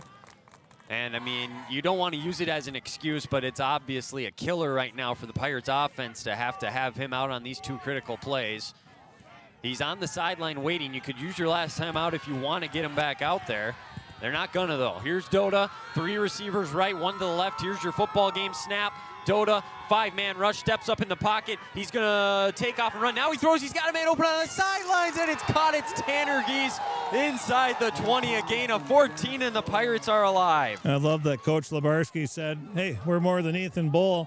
And he has the faith. You have Jack Doda, who he said was sitting. He throws another one right on the money with a scrambling ability. Is able to buy some more time and a big point out the obvious here. A big first down for the Pirates. Clock is running. They only got one timeout, 1:24 to go, and it's on the far hash. That's also the issue right now as they come to the line. It's Wildcat again with Bull. Ball on the 19. Ethan Bull takes the snap. He's running straight up the gut to the right. He's going to try and get to the edge. He gets there 15. Down near the first down to gain. He's pushed out of bounds. And the Pirates here are going to have either first and goal or it's going to be second and very short. I think it's going to be it's going to be just short, it looks like. Which isn't the worst thing in the world anyways. Gives you a couple extra plays to work with maybe. Give him 9. He's up to 176 yards on the ground. One timeout, 1:09 to go. You can certainly continue to just run Ethan here, knowing you can stop the clock, and you got plenty of time to try and punch one in. He's going to have Tanner Geese to his left. It's the Wildcat formation once again. The senior Ethan Bull standing on the 15 will take the snap from the 9. Takes the snap. Green Wave blitz up the middle. He tries to bounce to the right. It got blown up. He tries to get out of it. He cannot. And that's going to be a gain of nothing. He might have even lost the yard. Now you got to move, and Coach Labarski's going to take his last timeout. Probably a good call. I was going to say, you have plenty of time. You have a minute left, and but second down and goal, and maybe Coach Labarski here says here's the next 3 plays. Exactly. Well, and remember, too, if you get a first down, the clock will stop momentarily. So since it didn't there, maybe an opportunity. They have the chain gang down, so it's a second and goal okay, at so the they 10. They gave him a first down. Well, now you're right. It's 3 plays. Here's what we're going to do. Be ready to roll. And with 58 seconds, this is going to be exciting. Unbelievable football game here tonight. And a huge hats off to the student body that actually stuck around. I respect them. Absolutely. And very disappointed in the rest of them. I mean, you sound like you're talking about your kids or something right now. Well, Are they not? There's 2 boneheads that left early. They're not in the stands. So. No, they're. Hey, I get it, homecoming, but come on. I mean, what more could you want right now? Look at this game. Your classmates, your football team could use you right now. And they left them hanging high and dry to go put some makeup and a dress and some dress pants and dress shoes. And the dance can wait, right? Yeah. I mean, nobody goes at 9 o'clock anyway, but it's the stupid pictures before, which I hate, as you can tell. The crispy rant will have more in the postgame coming up here in just a little bit. Here we go. Second and goal from the 10, maybe just inside the 10. They got Ethan Bull in the Wildcat formation. I don't see Jack Doda out there anywhere, so if someone is going to make a pass here on a trick play or something, it's going to have to be someone who doesn't play quarterback. I think they're running Bull all the way. Takes a snap. He's going to roll to the left. Now he is going to throw. He's got Coet in the flats at the 9. Can he get to the corner? Oh, he's brought down at the 2. The clock is going to continue to run. Yeah, they're saying he didn't get out of bounds, which is a good call. It didn't look like he did. He got time. No need to rush. Plenty of time. It's going to be third and goal from the 2. 40 seconds. They get the play. They come to the line. Don't go too quick here to the point where you mess up the play. Bull is probably going to take the snap and try and run it in. From the 2, third and goal, snap, Bull to the right. He's got the hole, he's got the touchdown. And with 26 seconds to go, Chris is going to get his question answered. Do they go for 2 and try and win the game or tie it with the extra point? Go for 2. Here we go, Ethan Bull. His 3rd rushing touchdown of the football game, battling a bloody nose and all 179 yards, 21-20 Green Wave, and now the play of the game about to unfold. It will be a 2-point try. They're going straight back to the Wildcat formation again. Their crowd is standing, and Green Wave smartly take a timeout to try and make sure they're ready to roll here. Woo. Wow, what a game. This is, well, we expected a good one. Not this good. They call this an instant classic. I did not. You were mentioning the game back in the 2010s between the Pirates and the Green Wave. Was it 5 or 6? There was over 3,000 people here at this game, and I don't know if we'll ever see talent for 2 teams between Crookston and Eastside like that. Boys basketball was the same. They were epic battles, and I mean, people missed, I know for a fact, people from Stephen, Argyle, all over the area didn't go watch their own high school teams play because they wanted to watch that game. That's how big it was. And you had people wrapped around 2-3 deep around the track here and over to the other side. I mean, it was, the bleachers were packed, and it was quite the game. And I got to know some of the players. We actually played basketball with some of the players in Old Man's basketball over in Grand Forks, and it was a group of talent we'll never see again. I think that's safe to say, or not in my lifetime. both sides had tremendous talent. I think there's 4 or 5 Division One. There's about 10 Division One or 2 and higher. Here comes the play. Bull for the lead. 2-point conversion. Wildcat takes a snap, running to the right, tries to get to the edge, and he gets by the tackler into the corner, and the Pirates take the lead 22-21 as they celebrate in the back right corner. Oh no, there's a flag. Oh, you gotta be kidding me right now. What just happened? Oh, it's a hold on the Pirates. That much excitement. Oh, they're gonna call it good. They signal good, unsportsmanlike conduct, so the only thing it's gonna be 15 yards. It'll affect field position, but the touchdown will stand. Listen to the crowd. Hey, we got a personal foul. Oh my goodness. This is the most interesting 2 calls I've ever seen, where the touchdowns or 2-point conversion have been good, and then they tack on the touchdown or the penalty after. I don't know if I've ever seen that. So it does matter because the Green Wave have 1 timeout remaining. If they get a good return or something here, they could theoretically get into field goal position, try and steal this game. But for the time being, Ethan Bull is playing hero here tonight, and the Pirates are 26 seconds away from a win on homecoming. Well, the reason why one of the Pirates flexed and pointed at the East Grand Forks sidelines, which is a very, very not smart move. I'll be kind and say not smart. If there was like 2 seconds left and you want to rub it in a little bit, why not? But yeah, no, you got to be smarter here with a lot of time left. Especially with the Green. Yeah, we've seen what they've done, and the game is far from over. So from the 25, the good news is Jake Erickson has a cannon for a leg. And is going to have a great chance to kick this one a long ways. Green Wave have Cooper Smith back to receive the kick. He's their most explosive player we have seen tonight. Ball teed up at the 25. Erickson kicking right to left. Here comes the kick, sending it away, another drive, and it's going to be caught at the 16, up to the 20, up to the 25, back at the 30, cuts back at the 35. He's got space, gets to the edge, 40, 45, and he trips at the 45. It could have been more, but with 17 seconds to go, it's a nice return, and the Green Wave will have a chance. Well, that's not the return Crookston wanted, and that is the return that the Green Wave wanted. This one is far from over. They've got it, I would say, with 1 timeout. Well, Chris, I just noticed something. It looks like the wind is kind of picking up again based on in the their flag. face, And it's in their face. That is huge.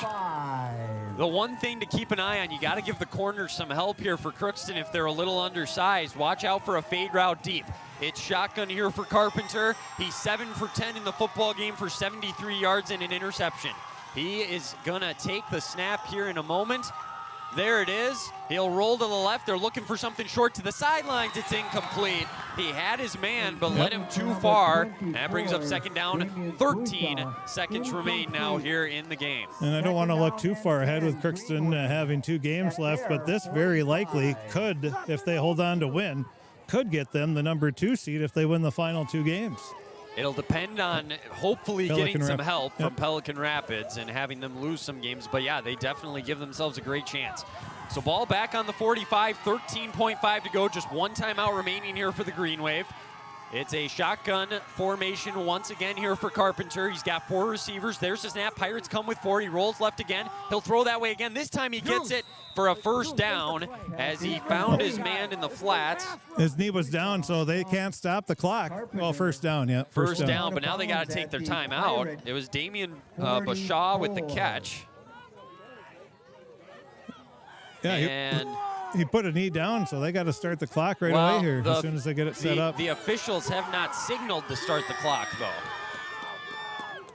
Oh, this is another bundle by the. So his knee was down. I guess they didn't say he was. I guess he got out of bounds. Wow. 9.5 seconds to go. They got 1 timeout. They could run another play, get closer, and call the timeout. Ball on the Pirates 44. Here is the snap. Whoa, high snap out to the left. They're looking that way. They throw again to Bashaw. He catches it. First down. He's tackled there. They'll take the timeout with 3 seconds left. It's a first down. And that's going to be the last timeout that the Green Wave will use, although I haven't seen them signal. Yeah, now they do. They're too far away for the kick, so it's going to be one last play. They'll have to go 34 yards. and win the game. And you have right now, you have 6 defensive backs in for the Pirates, and they're all going to be anywhere between the 20 and the goal line. This might be one of the more wild and entertaining high school games we've seen here as far as Crookston goes for many years. This has been fun. Can it end with a win on homecoming night, coming from behind, losing by 15 points in the fourth quarter? They now lead at 22-21, trying to get to 3-3, avenge that loss from a year ago, and they're one play away from doing it. Do you just throw one to the end zone here? Do you try and set up like a screen and lateral it a couple times? I'm guessing a hook and ladder might be in play here. 4.1. They did put 4.1 seconds on, which you can't really argue there because they did call the timeout right away. Well, and I guess maybe they could quick throw one to the sidelines if they really wanted to. It's not worth taking the shot. So here we go. They got to go 34 yards. This should be the last play of the game. Carpenter in the shotgun. Pirates got to stay sound defensively. They got a couple guys waiting at the end zone. Snap, rolls to the left. He's just going to roll that way, throw to the end zone. Here we go. Jump ball. Oh, my gosh, I think he caught it. He caught it. And the Green Wave just won the game on a Hail Mary in the final seconds. Cooper Smith hauls it in. They storm the field. I cannot believe what we just saw. And the final score is 27-22 Green Wave. Oh, man, the Pirates had 3-4 players right there. Not one of them could get it, and right on the money, and what a play. What a game. Holy cow. Oh, that is crazy. If you're the Pirates, you're going to be sick to your stomach after that. Cooper Smith on the receiving end. 5 catches is his final tally for over 80 yards. The Pirates absolutely stunned on homecoming. The crowd doesn't know what to do. The Pirates don't know what to do. Quite frankly, I'm not sure what to do. Go to break. Oh, that is just unbelievable. Yeah, just watching it again. I did videotape it on my phone, and we'll post it onto our website later tonight. But you can also watch it on the live stream recording as well. But just a nice high throw, and right in between 4 or 5 Pirates. All of them are around him. Nobody was able to go up and knock it down. And once again, the Pirates not being able to stop the pass comes back to kill them. 27-22, the final score. The Green Wave win on the last play of the game. And Chris, as great as those games were back in 05 and 06, I have a hard time believing anything's going to top this on a last-second Hail Mary. Oh, my goodness.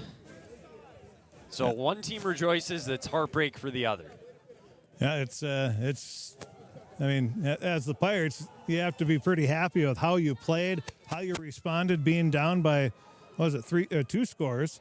You come back, but the Green Wave, they had too much time, and they had that big return, they had that big play, and give them credit. They made the play, and what did I say earlier? I had a feeling that it was whoever had the ball last was going to win, and that's what happened here. So we will take a break. When we come back, we'll go over all the stats. We will talk to Coach Lebarski here at some point in the postgame show. And I'll try to get Coach Kosowski as well. And we will also have a draft scoreboard update now that we're later into the night. So we'll have all that and more coming up here in the postgame show. So we're going to take a break, and we will be back right after this. You're listening to Crookston Pirate Football right here on KROX. It's always growing season here at United Valley Bank. We're focused on growth for our customers and communities, success for farms and businesses, and improvement for ourselves. Partner with us, and you'll see firsthand just how much the right hometown banking team can change your perspective. Together, there's no limit to the heights we can reach. United Valley Bank, our roots make us stronger. Member FDIC, an equal housing lender. Harvest is more than the act of reaping what you've sown. It's the culmination of months of hard effort, along with a few weeks of working 24/7 to bring the crop in. At Sesvanderhof, we're continuously working to develop sugar beet varieties that thrive despite the pressures from disease and the challenges of nature, so that you can end each harvest on a high note. Because sharing the pride of success starts with sharing the passion to achieve it. Sesvanderhof, a passion that grows.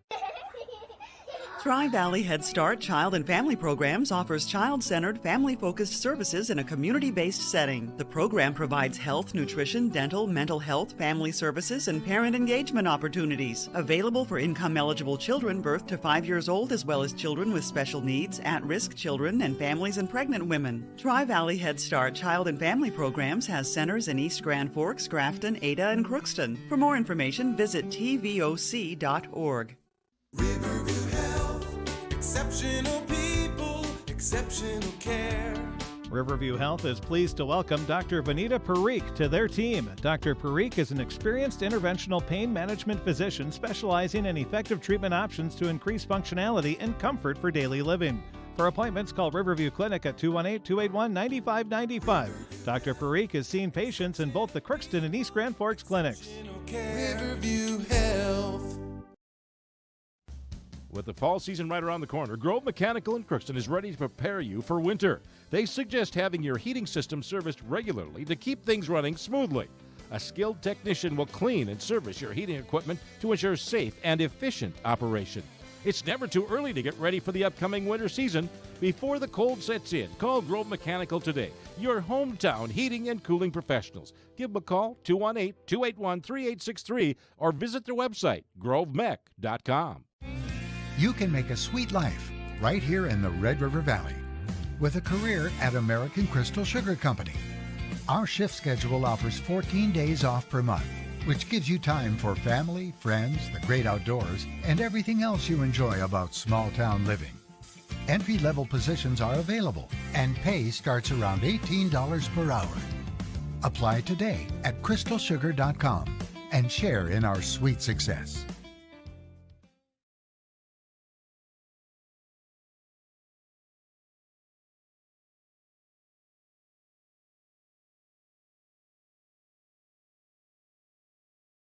Back in the post-game show here on KRX, we're going to send it right down to Chris, down on the sidelines, who is with the head coach of the winning team, Ryan Kosowski here. And Chris, take it away. Well, I am here with Coach Kosowski, and Coach, wow, what a game. That's about all you can say. Yeah, I mean, just an absolute battle. We knew it was going to be, too. That's a great football team, and they're well coached, and really they've got some great talented players, and it came down to literally the last play. And, credit to our guys, too, though. I mean, a lot of teams, when that two-point conversion gets scored, would put their heads down, would quit, and I thought we executed well and then gave us a chance at the end to throw it up, and Cooper Smith made a play, and I told them they'll be on their deathbed and they'll remember that for the rest of their lives. So unbelievable. That's great about high school football. Well, let's talk about it was a tale of halves. The first half, there was no scoring, and it was both teams had some nice drives. Well, there was only a few drives in that first half, but both teams were moving the ball pretty well, but couldn't punch one in. Yeah, and I'm sure that was a point of emphasis for them at halftime too, and it sure was for us. That we were doing some things okay, but then it would be a guy mess up here, or a block missed here, and you just got to find a way to put points on the board. And we did that in the second half, which was great to see. And they made adjustments too, and you could see that in the score too. So it was just a great overall football game. What adjustments did you make in that third quarter? You were really able to stop Crookston from moving the ball at all. Yeah, I mean, we really just focused on being in our gaps, being a Simon Sharp. We really stressed all week we got to tackle low too, and we got to make sure we're attacking. We're not catching blocks or catching tackles, and our guys were able to do that, which was good to see.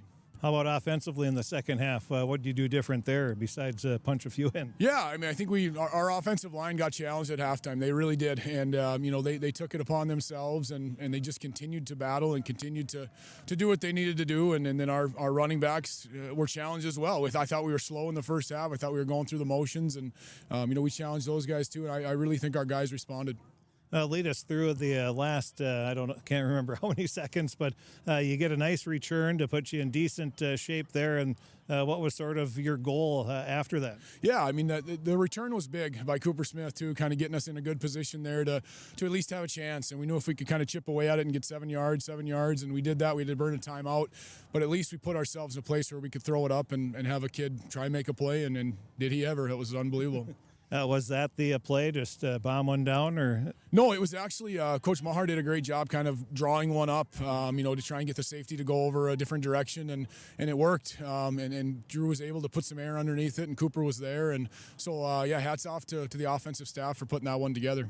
What did you think when he caught it? Did you know right away that it was good? I did not. No, I think I was saying my third Hail Mary at that time, so I missed that one. But no, once I saw him come down and I saw the official's hands go up, I knew we had the game, and yeah, it was just unbelievable. You've had a lot of great battles so far this year. How big is this win in a really great game? It is, and it again goes back to that's a really good team, and I told our guys that too. They're going to make a run. They're very talented, and we, our big thing is we've got to get healthy too. We've just got so many guys over there on the sideline that are in street clothes, and then we had Grant Berger go down tonight too. So we got a quick turnaround. We go Thursday here to Perham, and it's going to be quick, but our guys have to be ready to go. You never get a day off, especially in 3A, do you? No, you certainly don't. But it's the fun time of the year too. I mean, it's you practice, and now it's kind of seems like it's game. So it's that time of year. Coach, congratulations on the win, and best of luck here in the last 2 regular season games, and then into the playoffs as well. Thank you so much. I appreciate the coverage. Yep, thank you. And that is Coach Kosowski, obviously a very happy head coach, and wow, what a game. Wyatt, I'll send it back up to you. All right, thank you, Chris. And we're going to talk with Coach Nate Lebarski here in a moment. He's making his way up. The only stats I have not finished compiling up to this point are the total numbers for Crookston. So everything else is good. Total's not quite finished yet, so we'll get those finished here in a little bit, and then we'll tally it all up here in just a little while. So heck of a game, though. Ton of fun. It's just a heartbreaking way to have it end. We're going to get Coach Lebarski set up here, get his headset plugged in, and get him ready to roll, and have that coming your way. Get that there, and get you set up here. But, man, just a crazy, crazy football game here tonight. Turn that up for you. And, well, Coach, I guess as you join us here in the postgame show now, where do we even begin? I mean, it's a heartbreaking game. I hope part of the message to the guys was you hate to lose that way, but don't let that define not only tonight, but the rest of the season as well. You got to find a way to keep moving forward now. I think that was exactly the message. If you let this define your season, then you're only going one way, right? Because yes, you're on the tail end of a hard-fought game, right? But this team's got a trajectory of going up, and plays happen in games. There's ups and downs in games, and I think the message also is that you have to be able to handle the downs if you're going to be able to handle the ups, right? And it's ebb and flow. It was throughout the game. We're down, we're up, we're down again, and we just happen to be down at the end of the game. Okay, there we go. Anyways, yeah, no, you're right. Let's talk about the last play of the game there. You knew they were either going to do one of two things: throw it all the way to the end zone, try to set up a lateral, do something crazy like that. That's really your only two options. They went for the throw it all the way option, and what happened, I guess, on that specific play? Yeah, I mean, a kid worked himself inside in a good position, and we were having to climb from the backside, and then couldn't get the ball out. He went up and made a good play. So there again, one play really doesn't define a football game, even though it really seems like it does when it's the last play of the game. But there are many plays that could have been made, that probably should have been made, mistakes made throughout the game that would have changed the course of the game earlier on. Yeah, I mean, it stings, it hurts that it's at the end of the game. I think everybody's probably been through one or two of those times in their life, and we're going through one right now. But I'm extremely proud of the effort of all of our guys and our coaching staff, and to battle back in a game like this, and they've proven that they're able to do it all year long. So I can't say enough about and East Grand Forks is the same way. I mean, so I can't say enough about the grit and grind of our guys and just really battling to the end. I want to talk about that a little bit, because in that fourth quarter, they could have decided they weren't even going to come back from that 21-6 deficit. Like you said, we maybe couldn't have even gotten to that point where they had to throw a Hail Mary and win it, but they did. They fought back. You mentioned you're going to throw some wrinkles in here or there, a lot of Wildcat there towards the end. I mean, Ethan, we talk about him pretty much after every game, but again, just a great performance. He's bleeding on the sidelines. He wants to go back out there before he gets taken care of. What can you say about him? And was that something you knew you were going to do tonight, was run the Wildcat a little bit? Yeah, well, yeah, we thought we'd run it some. It certainly was working in the second half, and it maybe gives Ethan a little bit of better ability to see some things, and allows him to be patient and then explode. So, yeah, I mean, it was working really well. As far as Ethan being a warrior, he comes out with an injury, he comes out with a bloody nose, chin, whatever it was, and that's just his mentality. That's just his nature. it's harder to keep them off the field at that point than it is anything else. So just great performance by him. But our guys up front did a really nice job as well. And then we throw some extra backs in there when we run the Wildcat, and they really ran that well tonight as well. Just going back towards the start of the game, you mentioned it at halftime, just one of those games nobody could seem to find the end zone, get on the scoreboard, and then the offense just kept coming in the second half. What do you think changed, not even for you guys to have success, but for them as well, and why were so many points scored in the second half compared to the first half? Yeah, we had trouble stopping their dive kind of early in the second half, and they were able to get us on some plays, and we took the wrong routes off the edge a few times when they're throwing their bubble screen, and we got to keep that inside. So they got a few plays like that. But so maybe a few breakdowns defensively on our end in the second half. We played better in the late third quarter, early fourth quarter, really fourth quarter as a whole, if I remember right. But yeah, early on they got us on some dives up the middle and got us on some bubbles outside. And then just lastly, looking ahead, you still got a great chance here this year to go do something special. 2 games at the end, you could still finish the regular season 4-4. And honestly, some of these losses, you're right there. It's just a couple of things tonight. I mean, for crying out loud, it's the last play of the game. So how important is that for you guys to just keep your heads up? I know you're preaching it, but sometimes it's tough for high school kids to see it at the time and realize it's not the end of the world and they got to keep grinding. So how important is that going to be for you to get that message across to them here moving forward? Yeah, it is extremely important. It's going to be really important on how we practice on Monday and how we come back and look at things, because you're exactly right. I mean, if it's still lingering and we can't put it away early in the week, then it's going to get into the rest of your season. And that's absolutely not what we want to have happen. These guys have worked too hard, to get to a point where we're on the trend upwards. And so if we allow that to happen, that would be a really, really sad thing to do. And granted, yes, we're young and you got to fight against that. But, I think we have quite a bit of resolve. And the message is that each thing that happens to us in a game, whether it's a win or a lose, really helps us on the trajectory of moving forward and kind of moving to an ultimate goal. So this really doesn't decide anything for us. It decided the game tonight, but the way we move and the direction we move is our doing, not something else. Absolutely. Before we let you go, I just thought of another one. Was it an easy call to say we're going to go for 2 and try and presumably think you're going to win the game at the time before what happened at the end? But because a lot of teams would say, let's play it safe, kick the extra point. Seemed like there was no doubt in your mind, we're going for 2. We're trying to punch this thing in and take the lead.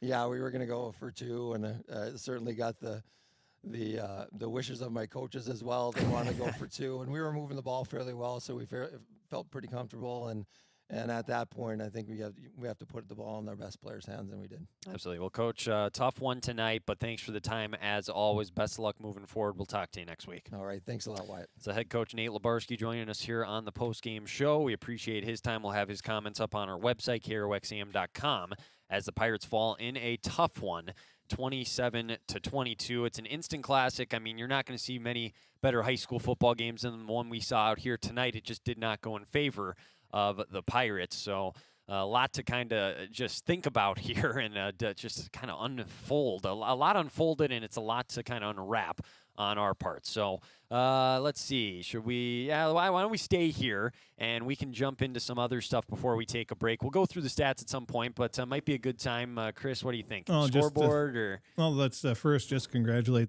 the Green Wave. Never gave up. They battled back, and like Coach... Can't hear you right now. Is your mic on? Oh, yep. Mic's on. We're good here, so I don't know why we can't hear you. Test 1, 2. That's kind of weird. Yeah, we got your pod up that's been up all day. Test. You're not muted. Shouldn't be coming through this one, so that's kind of weird. Test 1.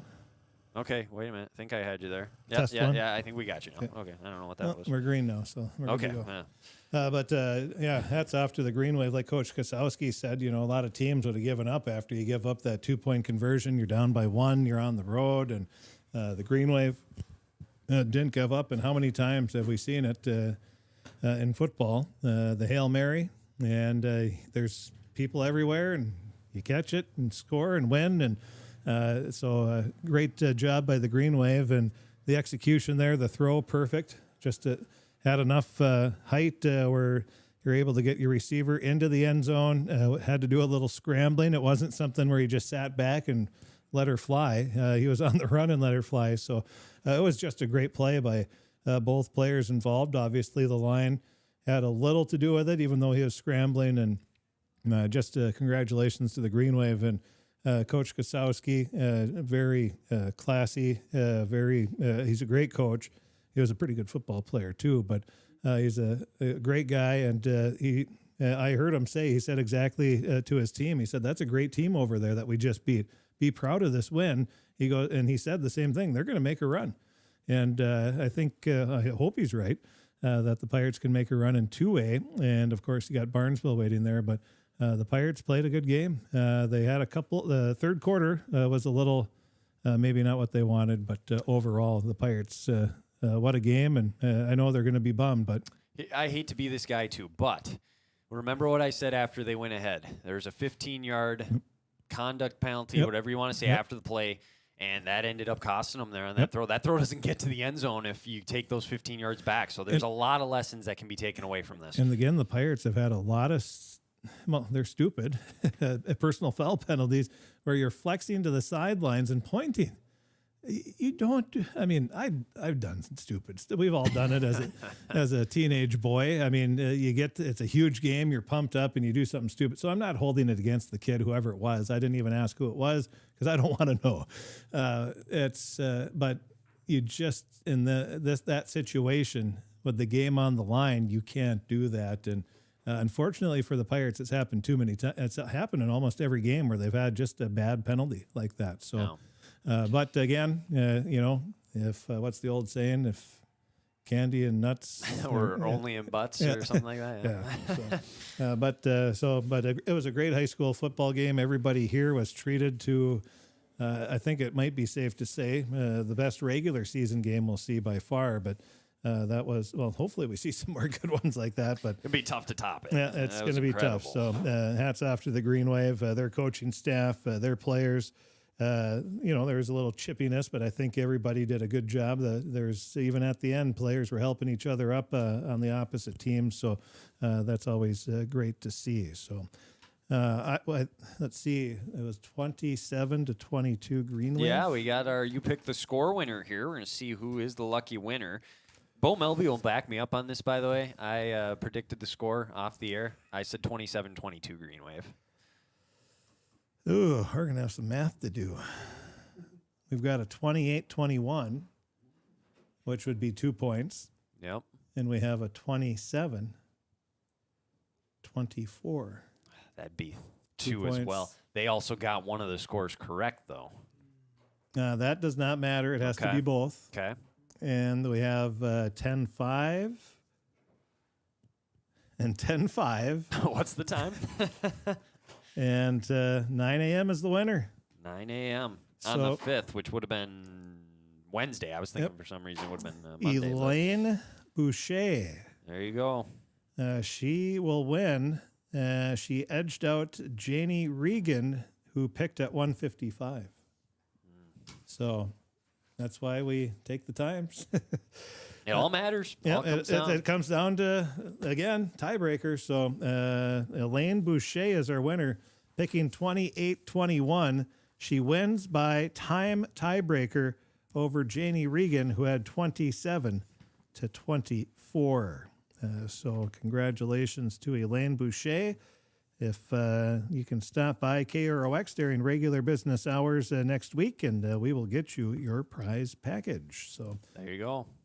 You can't make it up. You really can't. I mean, the Hail Mary and then You Pick the Score comes down to a tiebreaker. I mean, what a night. So, an exciting night. And even though we're homers, we cheer for the Pirates. There's no doubt about that. But we'll be cheering for the Green Wave in their playoff run. As we said, class acts over on the opposite sidelines. And we hope they do well in the 3A playoffs. But just a good high school football game, and everybody that watched was treated to a fantastic game. So nice job by all players involved. And also, Dave Barnum got an old, long-time scoreboard operator for the football, basketball games, Hall of Fame track coach, former cross-country coach. He said he was watching just like he was there. So we appreciate everybody that took in the game, and Hope you had as much fun watching as we did broadcasting it. Well, with that, I think we'll take a quick break. When we come back, we'll dive into the stats and a scoreboard update, and then we'll get you on your way on this Friday night as the Pirates fall on a Hail Mary 27-22 to the Green Wave. We'll take a break. You're listening to Crookston Pirate Football. We'll continue the postgame show after this. Shopping for groceries is easier than ever with Hugo's Family Marketplace. To simplify life, Hugo's offers convenient online shopping with delivery or curbside pickup at gohugos.com. Even better, shop on the go with the Hugo's Family Marketplace smartphone app. Download e-coupons, recipes, grocery lists, weekly ads, and place your grocery order right from your phone. Save time and save big with Hugo's Family Marketplace, your hometown grocer since 1939. You're gonna find more low prices, more great stuff when you go to Hugo's. At Crookston High School, we really have a lot going on. There isn't that much going on. Oh yeah? We have softball, baseball, track and field, soccer, swimming, tennis, golf, volleyball, trap shooting, hockey, basketball, wrestling. So we have a lot of sports. And there is orchestra, band, choir, visual arts, speech, theater, Leo Club. And Crookston is one of the highest academic schools in the region. Really? Yeah, really, especially in math and science. I guess we do have a lot going on. Yeah, and that's why Crookston High School is my education destination. Welcome to Andy Oman State Farm. We're located on 423 North Broadway, next to Holiday in Crookston, Minnesota. Third generation agent with State Farm. We've got a team here with over 75 years of experience, 6 of us fully licensed, here to serve you. We know insurance is about a promise, and we're here from the beginning to throughout the whole process to deliver on that promise. Nobody likes to wait on hold, and neither do we. Give our office a call where a cheerful voice is ready to help you right away. Call 218-281-3643. The Crookston Eye Clinic is your hometown eye clinic. Whether you have cataracts, glaucoma, macular degeneration, or perfect vision, it is important to have your eyes evaluated to keep them healthy. The Crookston Eye Clinic is open Monday through Friday from 8:30 a.m. to 5 p.m., but on Thursdays they open at 9:15 a.m. They also have a second location in Boston to offer you even more appointment options. If you've been wanting to try contact lenses or looking for a new pair of glasses, the doctors at Crookston Eye Clinic are available to see you. Doctors Forget Smith and Jananetta are all accepting new patients. Call 218-281-2020 for the Crookston and Boston Eye Clinic, the best care in sight.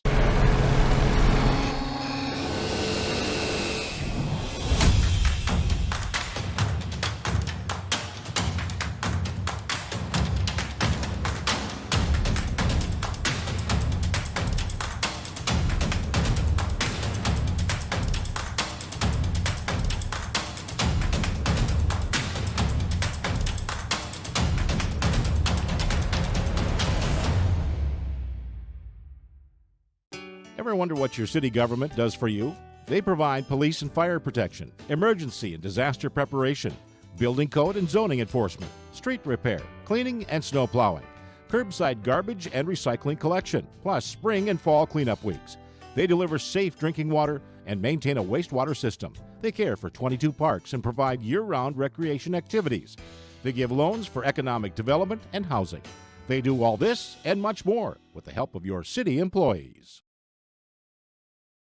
On the Voice of the Valley, KROX in Crookston, into the postgame show. The Pirates fall 27-22 to the Green Wave. A last-second 34-yard Hail Mary, full of grace. It was Drew Carpenter to Cooper Smith. That combination was effective all night. They cap it off. They win the game 27-22. All the points scored in the second half of this one. We were scoreless at halftime. The Pirates went up 6-0, 21 unanswered from the Green Wave. Crookston scores 2 fourth-quarter touchdowns. They go for 2 to take the lead by 1 with 26 seconds left, but then a unsportsmanlike conduct penalty after the play gave them a good field position after the ensuing kickoff. They worked it down into Hail Mary range, and then they did the rest from there, and they win it 27-22. Not going to be a very fun homecoming dance for some of those football players after that one, unfortunately. But again, I mean, we'd be saying the same thing even if they had won the game and knocked that pass down. It was a great game for both teams. The Pirates, you want the win. It sucks in the moment, but they played a great game. And there's just a few things to clean up. And moving forward, this team has a great chance to make some noise if they can get back to work and continue to get after it. Why don't we take a look at the stats from the game? We'll start with the totals for each team. East Grand Forks, they had 47 plays. Each team ran 47 plays in this game. EGF had 319 total yards. Crookston 280. It was 191 on the ground for the Green Wave, 128 through the air. Crookston just 51 through the air, 229 on the ground. Ethan Bull did the most damage there. Each team 19 first downs. The Pirates had 2 flags for 20 yards against them, 2 for 30 on the Green Wave. There were also some offsetting penalties, but overall pretty clean game until towards the end there. So that's the team stats. Individually for the Green Wave in this one through the air, Drew Carpenter 11 for 15, 128, a touchdown, a pick. The touchdown being the Hail Mary there to Cooper Smith. To end the game, he was the leading receiver, 5 catches, 87 yards in the score. Let's see here. 1 catch for 13 yards, or 2 for 24, rather, from Damian Bashaw, and then 2 for 7 from Sam Schumacher, and 1 for 0 for John Anderson. That is how things lined up there for the Green Wave. As for the run game, they got a good showing from Clyde Anderson. 15 carries for 100 yards, 2 touchdowns. Drew Carpenter, the quarterback, 7 carries, 32 yards, and a score. 5 carries for 32 yards for Cooper Smith. And then on the ground, 3 other guys ran the ball. Grant Berger, before he got injured, 2 carries, 17 yards. Carry for 7 yards for John Anderson. Cole Bies had 2 carries for 3 yards. Carpenter punted twice for 85 yards for an average of 42.5 yards each punt. Taking a look at the Pirates and their numbers for you here in the loss. We went through the team stats through the air. Pretty simple, not a whole lot going on there. Jack Dota, 2 for 6 for 44 yards. Ethan Bull, the play right down by the goal line where he was in the Wildcat, they let him throw it. He was 1 for 1 for 7 yards. Through the air, George Whitman, a catch for 30. It was Tanner Geese, a catch for 14. Carter Coet, 1 reception for 7 yards. Jake Erickson punted the ball 3 times for 89 yards in this game.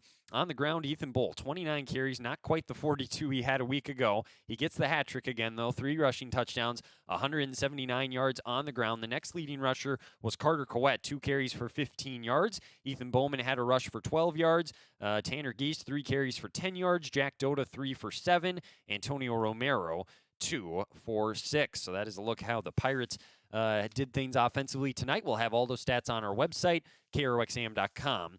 Just click on sports. That's a look at our stats. That's a look at a rundown for that. And now it's time for the draft scoreboard update. And since we're a little bit later on tonight, Chris, I think we actually probably have some stuff we can pass along. We're going to stretch this out as far as we can because we have my oldest daughter that still lives with us is having pictures at her house, and I think everybody knows how I feel about pictures, so I don't want to go home and say, oh, he didn't leave this early? Yeah, that could get a little messy if she's still I might there get in trouble, and the wife might have words with me, so I'm not. You might get in trouble right now if they're listening for all I guarantee they're not listening. All right, what do we got? Let's see here. First, from 9-man football, as you gave the final earlier from yesterday, it was Goodridge Grigla 35, Lake of the Woods 6. Stephen Argyle, they played earlier today. They beat the Northern Freeze 35-30. And Rossay, they beat Brandon Evansville 38-14. Kitson County Central in a battle of the number 8 versus number 10 Warren Alvarado Oslo. It's all Bearcats 28-6 in the fourth quarter there. Winnimac, they lead Badger Greenbush Middle River at halftime 34-6. And those are some of the scores that we have in 9-man.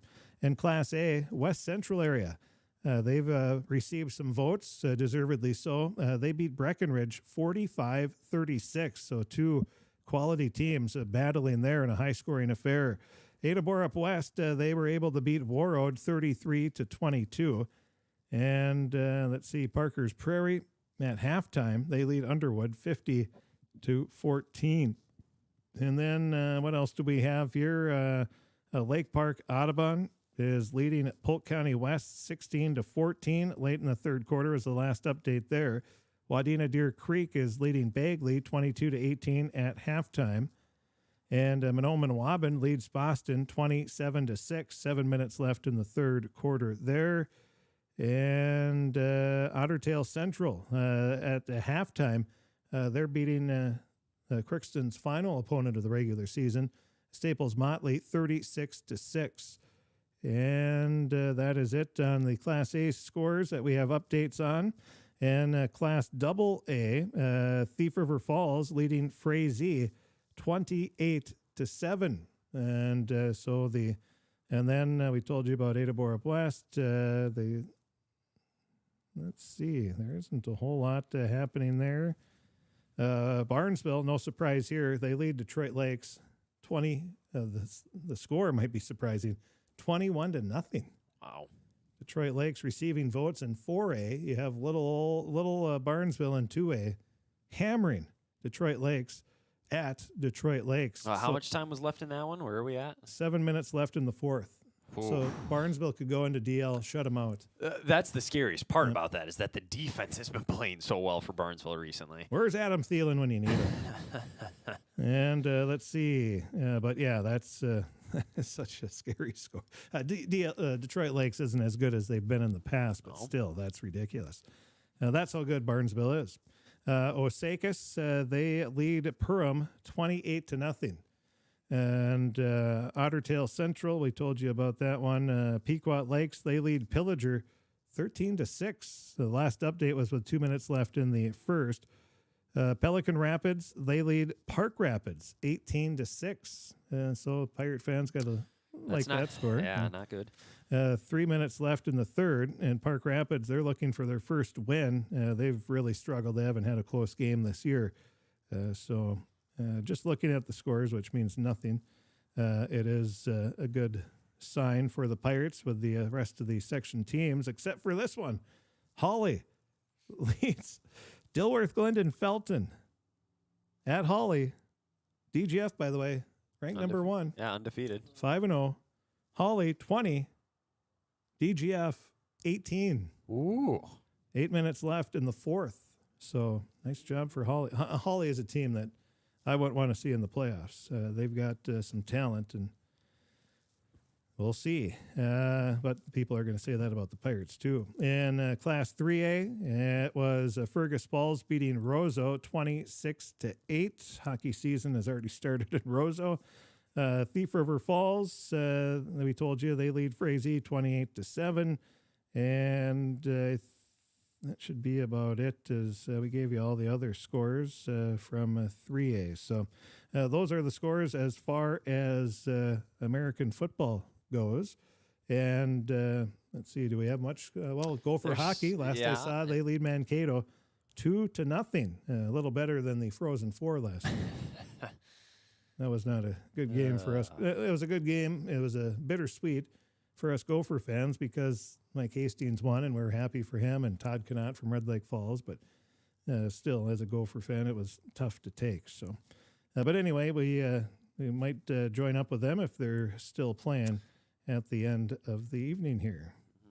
Okay, so there you go. Is there anything else to pass along? Not really. I think we ran through everything. I mean, UMC had some stuff going on today. I know soccer and volleyball, but other than that, it was a football night, which it normally is, but tonight especially, a lot of games in the nearby area, so it's kind of fun. I like the Fridays where it's just football. Yeah, well, and I like the idea. I only saw one local game being played tomorrow with, I think it was Clearbrook-Gonvick and Black Duck. Yep.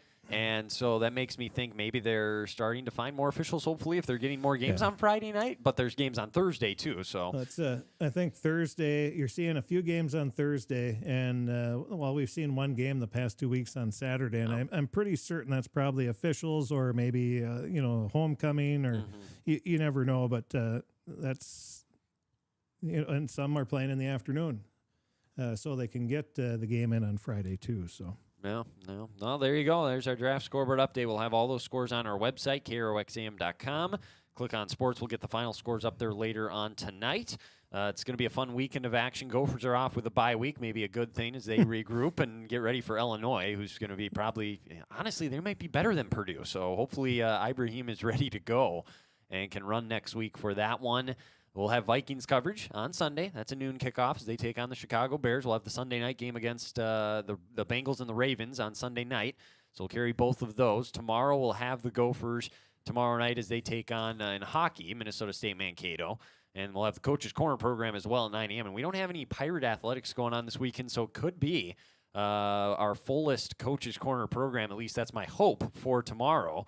And it'll be a great opportunity to recap everything that's happened and hear from the Pirates coaches and everything that's been going on. It's been a busy fall, and it's already starting to wind down, so it'll be good to chat with all of them. Other than that, though, that's about it, I think, here from Crookston on this Friday night. Is there anything else, Chris, in closing here? Any final scores? I think we covered them all for the most part. It's a tough loss for Crookston, but overall we saw one of the best high school football games I think we'll see all year long. Yeah, it was, excuse me, it was a dandy, and if you missed it, including all those students that left at halftime, you might want to watch the second half, and it's one that you won't regret, and especially for the Greenway fans. I think we're going to have a lot of replays on our live stream for that one. So we do have a side shot video from me down on the field of that final play. You couldn't see the quarterback anywhere. He was in the mass of humanity there, but you can see the ball floating up in the air and the catch, and it was quite the catch. So congratulations to the Green Wave. Big win for them. They improved to 3-3, and Crookston drops to 2-4 with 2 games left against two teams that they're going to be heavily favored in against, Pillager, who hasn't had a win yet, and Staples Motley. I don't know if they might have one win. I remember when the Pirates played them last year, though, they took it to them pretty good last year, so they'll have the confidence going into that one at least to do it again. Pillager. The Pillager game. Oh, I was talking about Staples Motley last year. I don't remember. They beat Pillager last year? They played Pillager last year. They beat them, I think. Okay. That was one of the wins last year, too. One of the 2 or 3. So it's a good way to get some confidence. Hopefully, if they play well, can get some wins, roll into sections 4 and 4, it really turn things around. This would be a terrible way, let's say, if this was the last week of the regular season, to head into sections. So thankfully, they'll have a couple more opportunities here to get this taste out of their mouth. And if the Pirates are listening, any of the players, great game. Great game. Sometimes it sucks. But I heard Coach Kosowski tell his team in the huddle after the game, he said, when you're on your deathbed, you're going to remember this game. Yeah. He's right. Yeah. So I'm going to remember this game. I didn't even play in it. That was incredible. So, it was fun. So hats off to both the squads. It was a great high school football game, and this is why we love what we do. Exactly, because of games like this. There you go. That's going to do it here from Crookston on this Friday night. For Chris Fee, Tom Lezon, I'm Wyatt Morrell. Special thanks to Blake Fee as well, running the camera tonight for us. This has been Crookston Pirate Football. They follow the Green Wave 27-22. Don't forget to check out the stats, the story, the pictures, more coaches' comments on KROXAM.com. We'll have all the final scores up there as well later on tonight. Be looking for Coaches Corner tomorrow as well, as we'll talk to all the Pirate coaches. This has been Crookston Pirate Football on KROX.